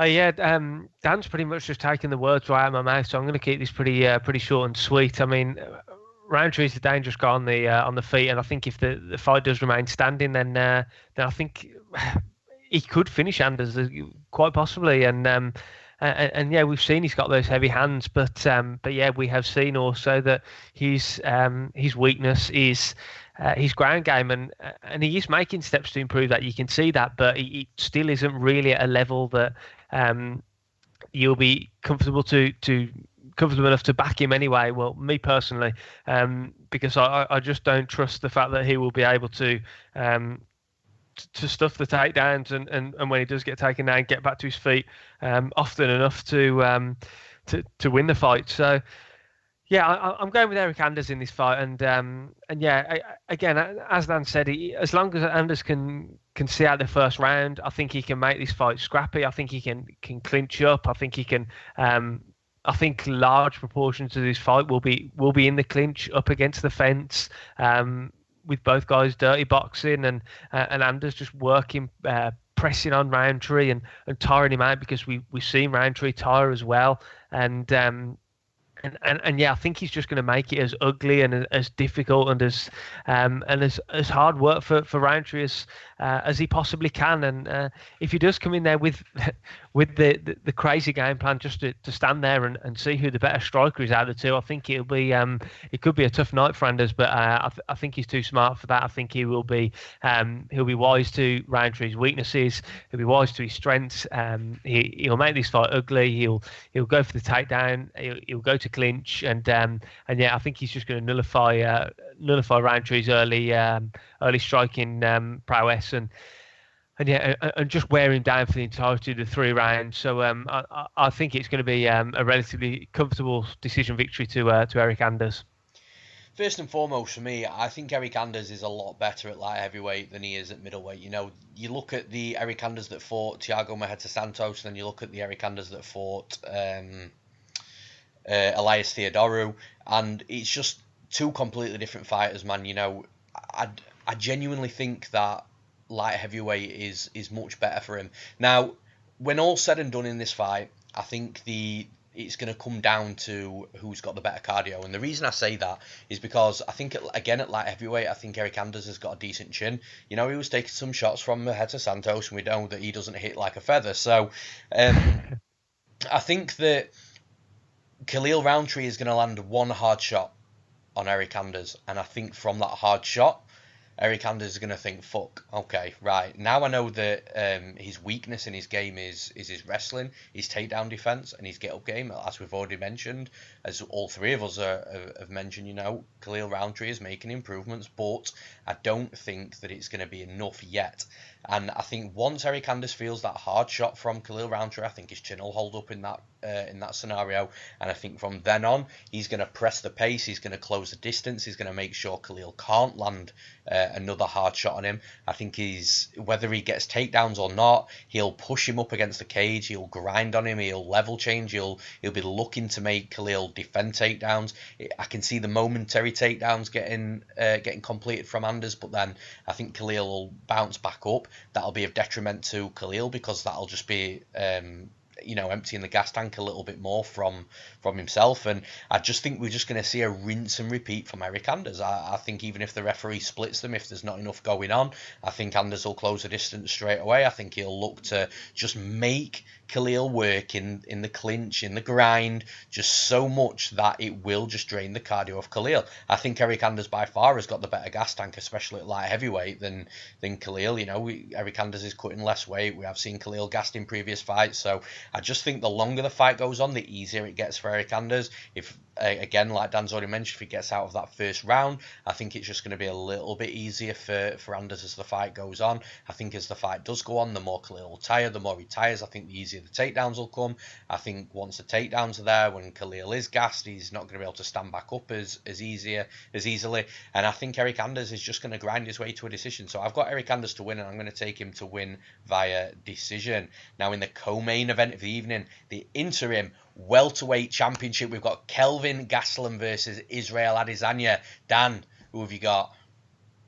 First of all, this is going to be an unbelievable fight. When you talk about someone who really has taken the UFC by storm, and in only about a year's time, you're talking about Israel Adesanya. Man, about a year ago, he's fighting Rob Wilkinson. Now he's fighting Kelvin Gastelum for a UFC world title. It's unbelievable what he's accomplished. And not only that, to transition from a sport like kickboxing to MMA and make it to a UFC world title shot, this dude is serious, man. And in my personal belief, Israel Adesanya is definitely a future UFC world champion.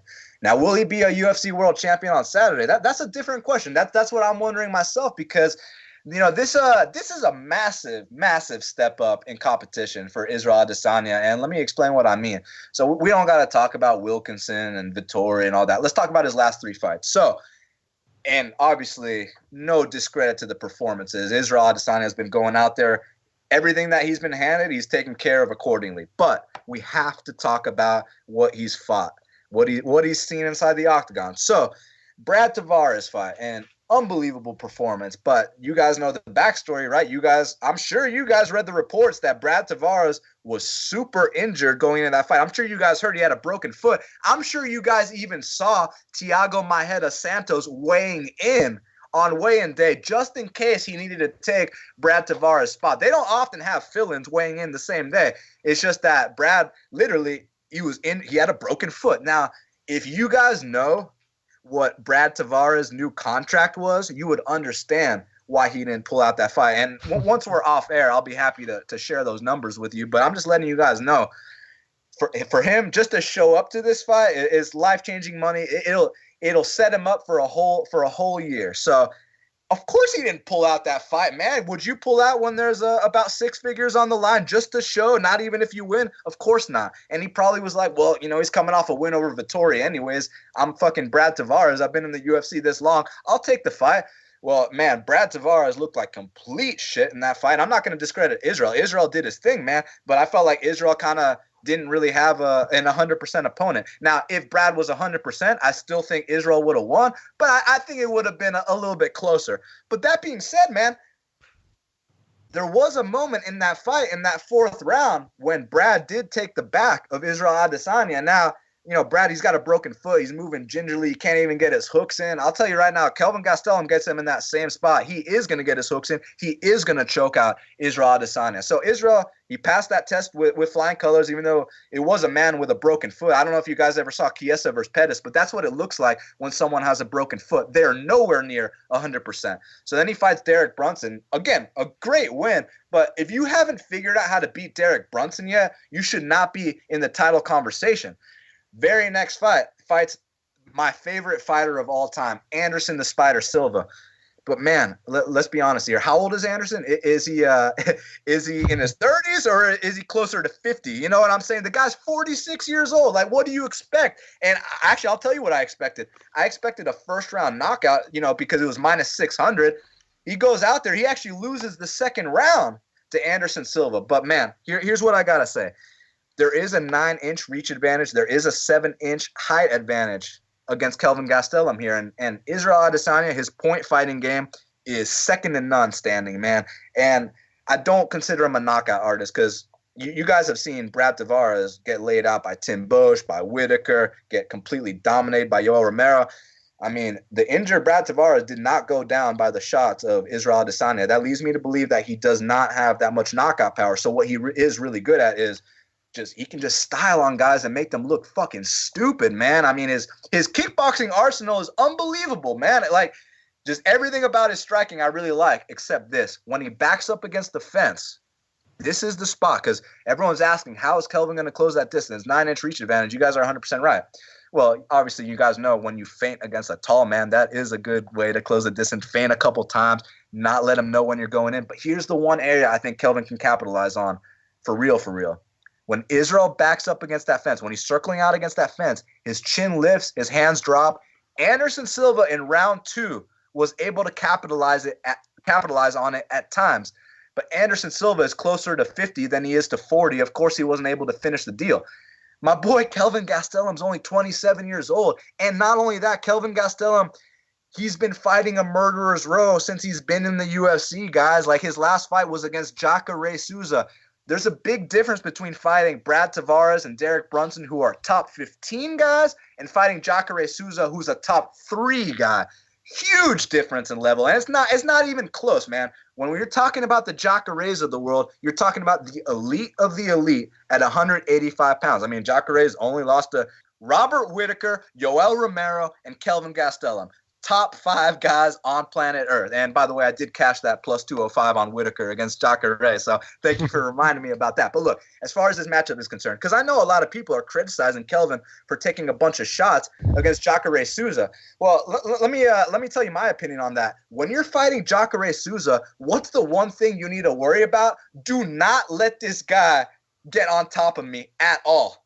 And then it's like, oh shit, he throws big bombs too? Like, you know what I mean? So, of course, he was getting tagged against Jacare Souza. Not to mention, when you're in a top 3 fight on planet Earth, you expect that shit to be one-sided, man? This is Jacare Souza. The guy is as tough as they come, one of the best in jiu-jitsu of all time, and he obviously has knockout power. Just ask Chris Weidman. So, of course, Kelvin was getting tagged. But let's give him credit for the kind of chin he has. Kelvin has a Mexican chin. The only time I've ever seen Kelvin get dropped was at 170 pounds versus Rick Story long time ago. So I've never seen him get dropped. And speaking of dropping people, Kelvin has an 100% knockdown rate at middleweight. That means that every single guy he's fought at middleweight has been knocked down. Israel Adesanya can't say the same thing because, he didn't knock down Marvin Vettori, right? Or Anderson Silva. Or Brad Tavares. So, I mean, like, come on, man. He doesn't have that knockout power. So, basically, for Israel to win this fight, he has to pick apart Kelvin Gastelum for 5 straight rounds. And I know people are talking about, he can land this head kick because Kelvin was fighting Jacare with his hands down. I mean, aren't you trying to get underhooks when Jacare shoots every couple of minutes? Like, that's why his hands are down. But look, at some point in this fight, I do think that Kelvin's going to close that distance and land a big shot on Israel. Now, whether that puts him down or not, I don't know. But I think there's going to be a grappling exchange going on where Kelvin does take the back of Israel, and I think he chokes him out with a rear naked choke. I don't know if you guys remember how damn good Kelvin Gastelum's back take to his rear naked choke is, but it's pretty damn elite. We just haven't seen it in a while, but he definitely has that in the back pocket. And I think he's a guy that shines under the bright lights. And as much as I love Israel, I think, like I said, I think he's a future UFC world champion, but I think it's too much too soon right now. I think the guy, he's never even been in a top 5 fight. He hasn't fought a title contender to get that title shot. He fought a 46-year-old man. He fought Brunson. He fought Tavares, like good wins. But like I said, those are top 15 guys. Those are not top 3 guys. He's never seen anything like Kelvin in his life, and I'm going to have to go with Kelvin. I think he's paid his dues. I think he becomes the UFC interim welterweight champion. John, who have you got? Yeah, this is going to be a great fight, and as Dan said, Adesanya has made that transition from kickboxing to MMA, and yeah, 29 years old, he's got plenty of time to definitely get that belt around his waist at some point. But I have to echo some of the statements that Dan made.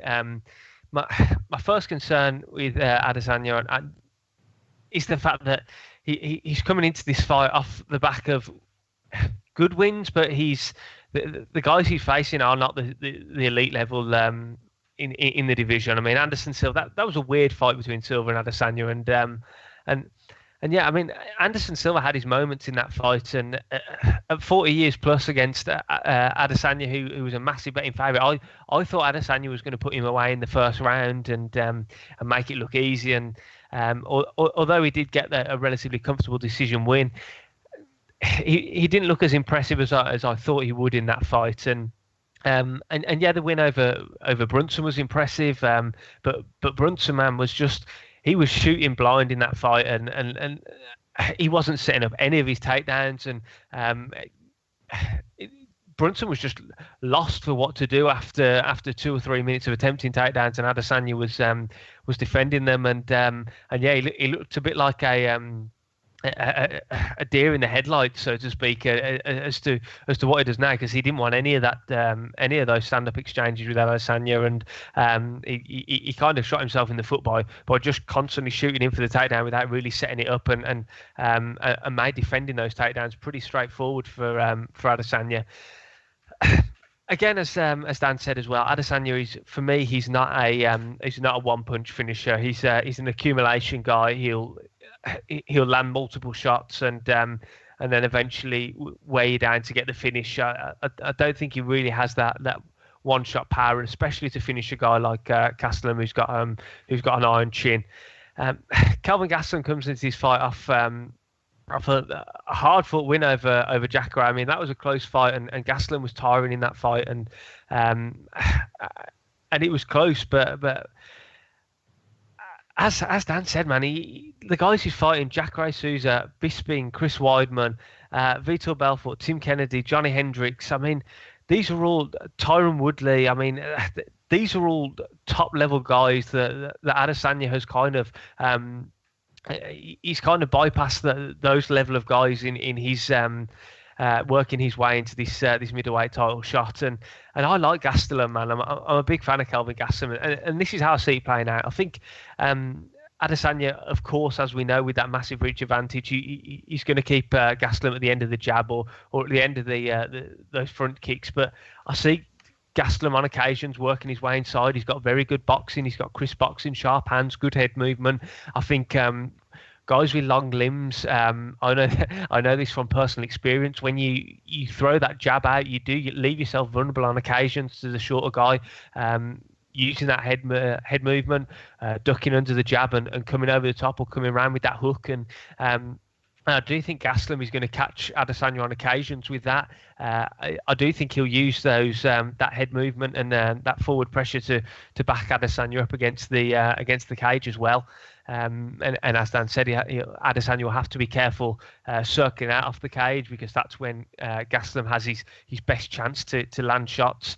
And we're all forgetting as well that Gastelum is a good wrestler. He's got good jiu-jitsu, and I think the fight is going to play out for the first 2 rounds possibly on the feet entirely. And then I think if we're still going in that 3rd round, I think Gastelum's going to come out, and I think he's going to shock Adesanya and jump for a takedown just to mix it up, and he's going to catch Adesanya off guard, and I do think he will be able to take him down, and that will either, for me, lead to a sequence where Gastelum wins the fight on the mat, or it will be that turning point in the fight where Gastelum spends some time on the top, in top control. I don't think Adesanya will be able to get back up to his feet. Gastelum wins the round.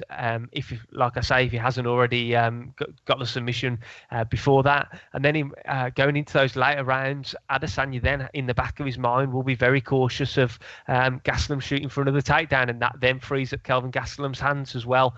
And as I previously mentioned, he's got very good boxing. So yeah, I think Gastelum's going to win this fight. Whether he gets a finish, it's a really, really tough one, because Adesanya's a tough guy. He comes in from that kickboxing background. We haven't really seen his chin be massively tested. So it's hard to see whether any strikes will affect him, whether it goes to the ground, like I've just mentioned in that sequence of how I think it will play out. Whether it goes to the ground, it'll be really interesting to see where Adesanya is off his back, and especially if he's on his back for the majority of the round, if Gastelum gets a takedown early in the round. So yeah, I could quite easily see Gastelum advancing to that back and sinking in a rear naked choke and getting the win. But if not, I do think later on in the fight he's going to come on strong. And I know people say that Gastelum's gas tank isn't the best, but I don't know. I can just see if he does get that takedown, even if he gets it earlier than the 3rd round. If he gets in the 2nd round, then that puts Adesanya on the back foot then from an even earlier stage where he has to think about that takedown. And yeah, I'm going with Kelvin Gastelum to win this fight, and I am going to go with him to get the finish. I do think he's going to be able to get Adesanya down at some point, and I do think he'll be able to take the back and lock in the rear naked choke. And Kelvin Gastelum is the new interim middleweight champion. Man, I'm so surprised you two have both gone Kelvin Gastelum. But listen, right, first and foremost, from a stylistic point of view, I'm not going to sit here and discredit Kelvin Gastelum. You know, he's deserving of this shot just as much as Israel Adesanya is, you know. But from a stylistic perspective, Adesanya, 7-inch height advantage, 9-inch reach advantage. Now, it's not always the case where a height and a reach advantage means something, but in some fights, I genuinely think it's definitely a heightened advantage, no pun intended, than other fights. So I think this is the case, because what goes hand in hand with a height and reach advantage, it's movement, it's speed, angles, exit, distance management. All those things that I've just mentioned Adesanya's got. So the point I think that a lot of people are missing here is, yes, Gastelum is a great boxer and he can close the distance, but before Kelvin Gastelum can do anything in this fight, he's got to work to close that distance. He's going to be putting overtime in this fight. He's got to close the distance. He's got to keep working. He's got to keep pushing forward. He's got to keep trying to cut off the cage. He's got to keep pressing Adesanya. So before he's even landed anything, he's working hard. It's expending cardio. It's expending gas tank. Now, I don't think he's got the worst gas tank in the world, but you go back and watch that Jacare fight, man. How gassed Jacare was makes Kelvin look a lot fresher than he was. I'll tell you that for sure. And I'm telling you right now, you know, I know Jacare's a takedown threat. I know you can't let him take you down. But by the time that fight got into the 3rd round, there was no takedown threat from Jacare. If Jacare got anywhere close to Gastelum, he'd sprawl. He'd throw him off. He was that tired. You know, I thought Jacare was gassed pretty bad until I rewatched the fight, and it was, I'm telling you, he was like 95% done in that fight. Yet Jacare was still teeing off on Kelvin Gastelum, still teeing off on him. This is a BJJ guy. I'm not discrediting his striking, but predominantly, Jacare is a Brazilian Jiu-Jitsu artist, a grappler, a submission threat, and yet he was teeing off on Gastelum, completely and utterly gassed. What do you think Adesanya's going to do in this spot? Adesanya has got good angles. Yes, he has momentary lapses where his chin can be left up in the air, and that is Kelvin Gastelum, in my opinion's path to victory, just to land that quick 1-2, because that's another thing. Kelvin Gastelum doesn't doesn't seem to be dropping everybody with just one shot. It's the 1-2s. The 1-2s are really fast as well, by the way. But I believe that he's got to land both of the 1-2s against Adesanya while his chin's up in the air. I just think it's going to be difficult to do. And look, if we're talking previous opponents, yes, you can argue that Brad Tavares was injured. Yes, you can argue Vettori and Wilkinson weren't there either. But listen, the Vettori and Wilkinson fight was an involvement process from Adesanya, and he needed those fights to get to where he is today to improve his game. But Anderson Silva, you know, people might say I'm making excuses, but listen, Adesanya finally fought a guy that was pretty much identical to him. Yes, Anderson Silva was a lot older. Yes, he isn't the fighter he used to be. Yes, he's slower. Do I still? Yes, he's 1-5 in his last 7 fights. and do I expect Adesanya to put to put Anderson Silva away? Absolutely, I did. But you know, the other thing to take into consideration, and we had exactly the same problem with Brunson against Anderson Silva. It's the respect. It's the being starstruck inside the cage. You know, Anderson Silva was one of Adesanya's heroes growing up. Probably the reason why he's in MMA, and you know, he's standing across the octagon from him. It wasn't the best performance, but I believe he was starstruck. He was finally fighting a style, and even though Anderson Silva is old and is declined and isn't the same fighter as he used to be, he was the first fighter that Adesanya's fought with that same style that Adesanya couldn't style on. You know, Anderson Silva's movement looked good that night. I think people underrate the performance of Anderson Silva that night. And listen, if we want to talk Kelvin Gastelum's middleweight opponents, Tim Kennedy now retired. Belfort retired, but now Rising sent him a Christmas present of some TRT, and now he's back in it. Chris Weidman almost, well, I'm not going to say almost retired, but it declined massively. Michael Bisping now retired.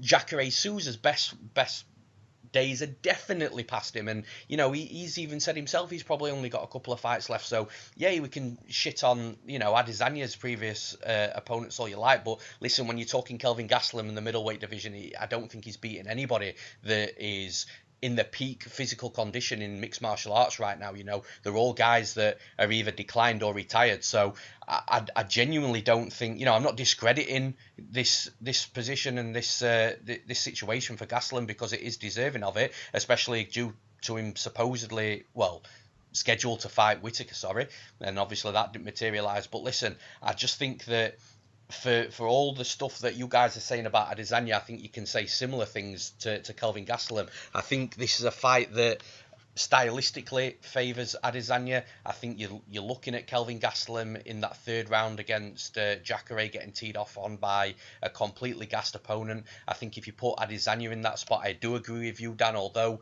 Adesanya's got a lot of knockouts on his record, I don't think you can really class him as a knockout artist, so I agree with that respect. But listen, when Kelvin Gastelum is getting tagged up by somebody who is that gassed, and Kelvin was clearly gassed himself as well, I think if you put Adesanya in that spot, who is very likely to be a lot fresher at that point, I do think he starts putting it on Kelvin Gastelum. I do think he finishes him, and I think that's exactly what happens in this fight. If Kelvin Gastelum doesn't get him out in those first 2 rounds, I think we will start seeing Gastelum looking for takedowns. I think Adesanya's takedown defense is very, very good. Does all the right things, wide base, underhooks, tries to exit, doesn't spend too long with his back against the cage, does everything he possibly can to try and get out of that scenario. If he does get taken down, yes, he has the momentary lapses, as I've already spoken about before, as you alluded to as well, Dan. You know, he got his back taken very slightly by Brad Tavares, but the fact is he works out of it and he gets back up. Could Kelvin Gastelum grab a submission at that point? Possibly. But I think the urgency from Adesanya and, you know, the ability to get back up to his feet, circle out, exit and go back again, I think that's going to tire Kelvin out after he's already been piecing him up. I think Kelvin tires a little bit more as the fight goes on. I think Adesanya starts putting it together, really putting it on him, and I think he gets a late finish. So I've got Adesanya to win. I'm going to take him to win via knockout. I got a question. Am I allowed to make one more point on the last fight, or should we just move on? No, sure, go for it. So you mentioned how, well, if Israel gets in that exact same spot that Kelvin was in when he's gassed, he's just going to go out there and finish him. Well, one thing that you left out, my man, is that Jacare fully mounted Kelvin Gastelum in that first round. I ain't convinced that Israel's getting out of Jacare full mount. So that, to me, is why they were so gassed, because that's a back and forth real dogfight. Israel's never been in a back and forth dogfight. Every fight that he's been in has been one-way traffic, and that's credit to him. congrats, Israel. You've fucking owned everyone that you fought. But once again, what I'm trying to say is when you get to that top 3, you're not just going to run through these guys. They're going to be back and forth fights. So that gas state that you're referring to, that's after overcoming a Jacare full mount and armbar attempt. So that to me is why they were kind of gassed. And I am not convinced that Israel survives a Jacare full mount. I'm not convinced either that Kelvin Gastelum was gassed at that point because of the full mount in the first round.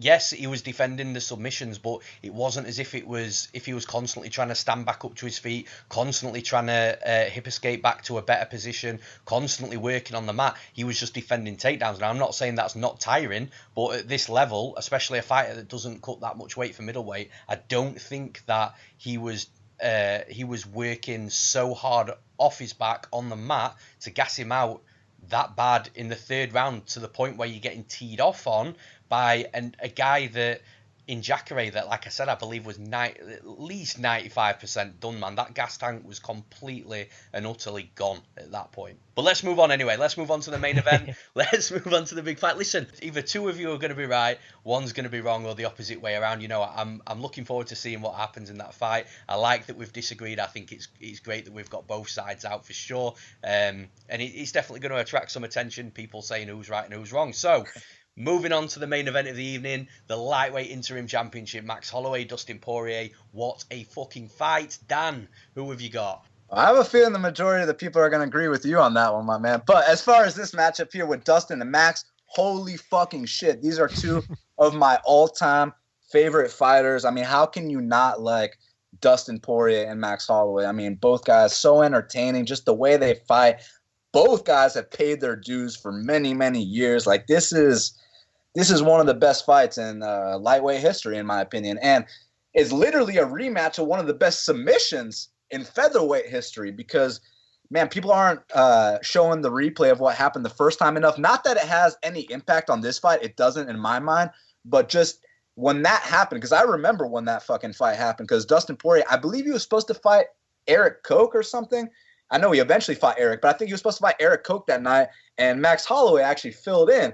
So I'll never forget when that mounted triangle to the armbar, like he lifted it up like a lever, like for the longest time. That was one of the best submissions I've ever seen in my life. So I kind of wish they'd show that more so people, you know, got a good glimpse of it. But man, how much have these guys, you know, risen since that point, man? Max Holloway obviously became the greatest featherweight champion of all time. I know some people are going to say Jose might be that guy.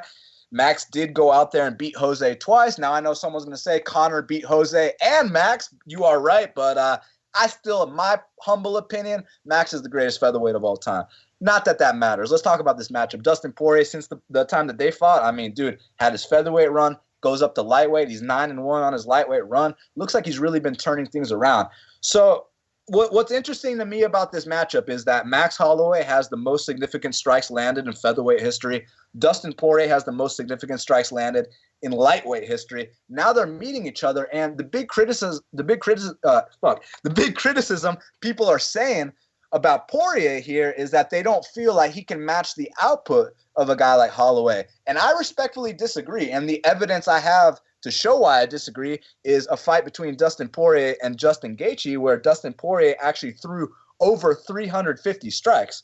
And it was basically under 4.5 rounds. I mean, the fight ended about 30 seconds into the fourth round. So it was basically 3 rounds and some change. He landed over 350 strikes, right? So that right there tells me that Dustin can match the pace of Max Holloway. Now, with Max Holloway's last few fights, specifically the Ortega fight, man, he just had a field day out there, man. He's fearless. He's invincible. I mean, he has his hands down. He's playing games. He's pointing to the center of the octagon. I mean, it's like he's having a good time in there. And I know we've criticized Ortega in the past for kind of being a guy that gets tagged up a lot and then finds a submission in that third round. Because, I mean, I know people were fading him against Frankie. I know people were fading him against Cub for those exact reasons. I even faded him against Moicano, and it seemed like, man, we're on our way to doing it. And then Moicano dives headfirst into a guillotine choke, right? So that was always the criticism for Ortega. So in hindsight, it's not that surprising to me that Max Holloway went out there and put a significant strike record on Brian Ortega's face. Now, if Max Holloway comes out here and does sets a strike record on Poirier's face, I will be shocked. And I'll tell you why.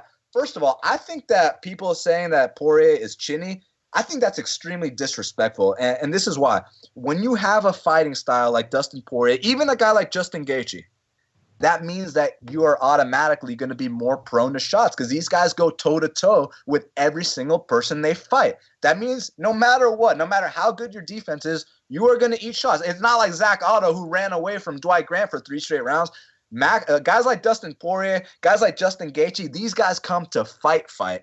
So that's really interesting to me. Now, I think that Dustin Poirier hits a lot harder than Max Holloway, and it's not just evidence of, all the knockouts he does have throughout his career. I mean, he is on the all-time KOs list, by the way.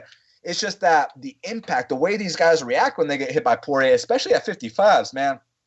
Max Holloway cannot be out here taunting a guy like Dustin Poirier with his hands down like he did to Ortega. And I also felt like, even as much as I love Max Holloway, one of my all-time favorite fighters, man, he's feeling like he can't be touched right now. Like, you hear his interviews, he's talking about how not only can he beat any featherweight or lightweight on planet Earth, he also feels like he can beat any welterweight, middleweight, light heavyweight, or heavyweight. He literally said those words. So Max literally thinks that he's invincible right now. And if he goes out with that approach against a guy like Dustin with his hands down, trying to put on a show for the fans, man, I really felt like in that third round against Lamas, he ate some unnecessary shots. I really felt like in that third round against Ortega, he ate some unnecessary shots. You eat unnecessary shots against a guy like Dustin Poirier, and he will knock you out. Now, if this fight was a pick'em, maybe I'd be singing a different tune. Maybe I'd be making a case for Holloway, but I am a gambling man first, and when you see a plus 185 next to a guy like Dustin Poirier's name against anyone in the lightweight division besides maybe Khabib, I mean, that's where the value is. So I'm going to go with Dustin Poirier to become the new interim UFC lightweight champion. I think he actually knocks out the great Max Holloway. John, who have you got? Yeah, man, I can't wait for this fight. I think this is going to play out as one of the, not even the greatest fights in UFC lightweight history, but one of the greatest fights in UFC history, full stop. I mean, this could be one hell of a back and forth war that has the potential to go 5 hard rounds of just 2 guys beating the living shit out of each other, and man, I'm excited about it. But yeah, let's get down to breaking down the fight. I mean, Max Holloway obviously is stepping up in weight, so first and foremost, you look at a guy like Holloway. We know he cuts a lot of weight, usually to make featherweight, and he still has ridiculous cardio and ridiculous output. You'd automatically assume that as he's going up in weight and he's not killing himself as much with the cut, you'd like to think that, again, his cardio and his output will also benefit from it. But we have seen on occasions that that's not always the case. I mean, obviously it depends how Holloway has approached this fight and how he's approaching the new weight class. And we saw obviously with don't want to use a too obvious example, but Conor McGregor, when he went up in weight, he struggled straight away with the cardio aspect of it. So that will first and foremost will be interesting to see from Max Holloway, because it could go either way. He could just be some kind of superhuman robot that can just throw endless amounts of strikes, or it may affect him. This is one of the such intriguing things about this fight. Secondly, Holloway can walk through a lot of guys' strikes at featherweight. We've seen that before. We've seen him just stand toe-to-toe with Ortega. We've seen him stand toe-to-toe with Jose Aldo, Anthony Pettis, Ricardo Lamas. I mean, he has no issue with that. He's got an iron chin and he can do that at featherweight, and he knows he can get away with it, and he has that air of invincibility around him when he does that. But I mean, Poirier is a different beast, and I didn't like the decision when Poirier went down to featherweight, and obviously that's the weight class that we saw him defeat Max Holloway previously. But I don't think this fight has any kind of impact on this fight, or will have any kind of effect of how this fight plays out. I mean, that was years ago, and these two guys are completely different guys now. But yeah, I didn't like Poirier when he dropped down to featherweight. I think he was depleting himself far too much, and he's definitely a different beast at lightweight. And Holloway will have to be careful standing toe-to-toe with Poirier, because as Dan said, there's a reason why Dustin Poirier has so many finishes on his record, and it's because the dude hits hard, and he can hold up with that volume. I mean, the Gaethje fight. I mean, Justin Gaethje has a ridiculous output in the lightweight division, and I think it's something like 11 significant strikes landed per minute on average, and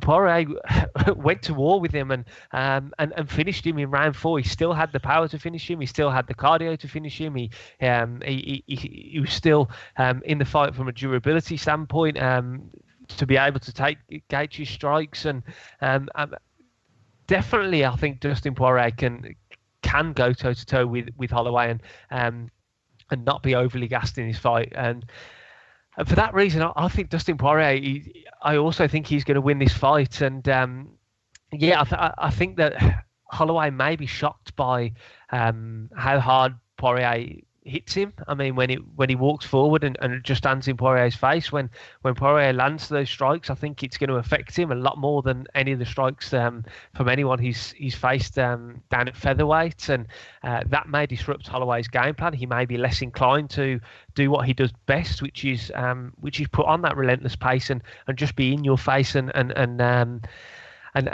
give you no space to breathe, give you no space to escape his endless onslaught of strikes, and I do think Dustin Poirier is going to be able to get the better of Holloway. Whether he finishes him, I don't know, because Holloway is super durable, like we've mentioned, and for that reason, I think it's going to be a 5-round war, and I think Dustin Poirier is going to get the nod, and I can't really use this as a justification for why he's going to win the fight, but it just feels to me with Dustin Poirier like it's his time. When Michael Bisping won the belt against Luke Rockhold, I know that was different circumstances, and he was stepping in short notice, and he kind of had nothing to lose kind of approach. But I kind of feel like it's the same scenario with these guys who've been around for ages. They've given so much to the sport. They've Dustin Poirier was around, man, back in the really old. The really old days of WEC, etc., and he's been putting on shows for us and entertaining fans for years on years. And I just feel, I have a feeling inside me that it's just his time to get that belt and win the fight. But yeah, it's going to be a tough fight, and I think it's going to be super close. But I think Dustin Poirier is going to edge it on the judges' scorecards and get a decision win. Yeah, I disagree with both of you again on the actual pick, but this one I'm a lot less surprised that you guys and many others are picking Dustin Poirier as well, because I do think that the fight is going to be relatively close, and just because I think it's going to be relatively close, I still think it's going to be action-packed, full of violence. So you guys on the 5th row, Dan, you're still going to get a treat. Don't worry about that. Now, for me, the first thing that I'm looking forward to with this fight is finally seeing Max Holloway up at lightweight, up at 155 pounds, because the amount of times that we've seen him not look great on the scales, and obviously he's had some health problems due to the weight cut and a load of different things. I genuinely think that Max's body has started to fill out, and it's just time to move up to 155 pounds. And I'm gonna make a hot take right here, right now. I think we won't see Max Holloway down at 145 pounds again. I think it's a similar scenario to McGregor. I think, I know McGregor moved up to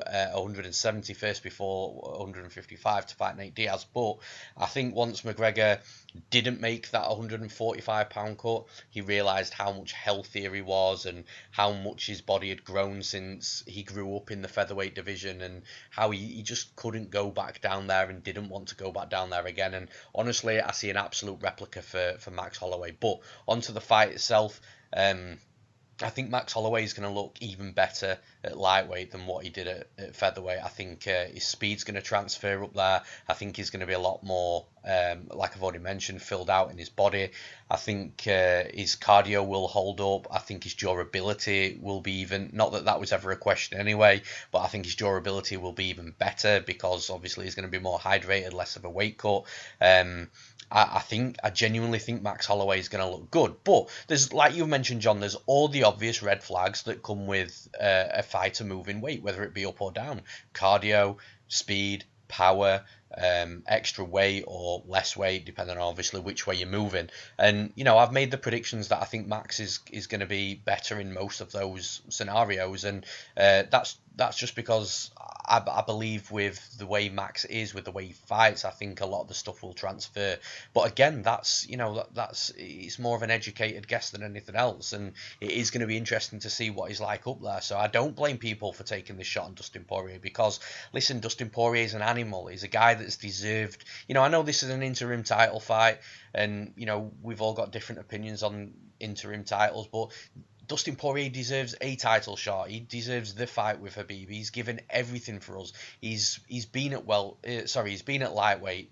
He's gone back. He's lost a few fights. He's gone down to featherweight. He's won some. He's lost some. He's climbed back up to lightweight, and now his run is ridiculous. He's really looking the part. I mean, we've just seen how Justin Gaethje has just put away Edson Barboza. We've seen how Justin Gaethje has just put away James Vick, and you saw Justin Gaethje against Poirier, and yes, he did hurt Poirier. Poirier admitted he was hurt himself, but the fact that Poirier won that fight, the fact that he knocked him out late, the fact that he put all the volume on Gaethje is absolutely testament to where Dustin Poirier is right now. And listen, this is not going to be an easy fight. The betting line is totally off. The value is totally on Dustin Poirier, but I do think Max Holloway is going to land the more shots.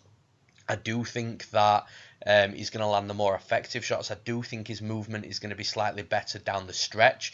Early on, I think Dustin Poirier is going to look great. And I'm not saying Dustin Poirier's got a bad gas tank, because he hasn't.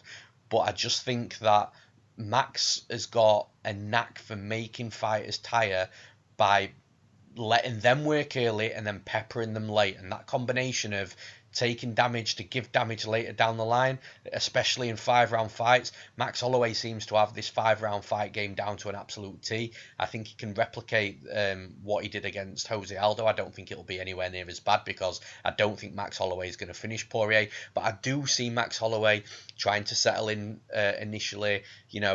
Whilst he's setting in, he can let Dustin Poirier come forward, empty a bit of that cardio, and then later in the fight start to take over, start to land the slightly more shots. As Dustin's cardio does start to drain a little bit, Max will start peppering more volume at him. I think that'll drain the cardio that a little bit more. Like I say, I don't think the cardio is going to be a huge detriment to Dustin Poirier in this fight, but I do think that Holloway will take over late in the fight. I do think the fight's going to go to a decision. Obviously, I would love to see a knockout. I hope it's not early, because I want a war in this fight. I want at least 3 rounds of this. If the MMA gods give me 3 rounds, I'm going to be happy. So I want 3 rounds at least. If somebody doesn't get a knockout, then so be it. It's going to be violent. It's going to be a war. But I've got Max Holloway winning this fight, and I'm going to take him to win via decision. And that's it for this week's podcast, guys. As we're currently running a 3-man panel, we have postponed the hot topics portion for this week only. So, John, before we hit the Newsome MMA mentions, what do you need to mention, man? Yeah, man. Just as always, check out all the work that I'm doing. Everything that I do is on my social media pages. I'll post it on Twitter at MMAme, at Newsome MMA, of course. I've got some good interviews on there. Young lad from Birmingham, my hometown, Jake Hadley's fighting in the EFC for the flyweight title this weekend. So I'll reshare the interview that I did with him last week. I mean, that's going to be a great fight. So make sure you check out that interview as well. Jake Hadley's going places, and yeah, always just hit me up on Twitter, man, at MMA and me. I always love talking fights with anyone involved in MMA, anyone who's a fan of the sport. So yeah, man, just hit me up. And over to you, Dan. Tell everybody what's up with best fight picks and half the battle. Well, firstly, I want to tell you guys, thank you so much for having me back on the show. Always a pleasure to talk fights with you guys. John, good to talk fights with you for the first time. Adam, yeah, thank you, man. Anytime, bro. So, and all the listeners of the show, thank you guys for, making it to this point in the show and accepting me on this episode. I really appreciate that. And anyone that's going to UFC 236 in Atlanta, hit me up, because I will be there. You can follow me on Twitter at Best Fight Picks. You can find my plays at bestfightpicks.com, and my podcast is called Half the Battle, and it's available anywhere you can find podcasts. Thank you guys again, and let's get it this weekend.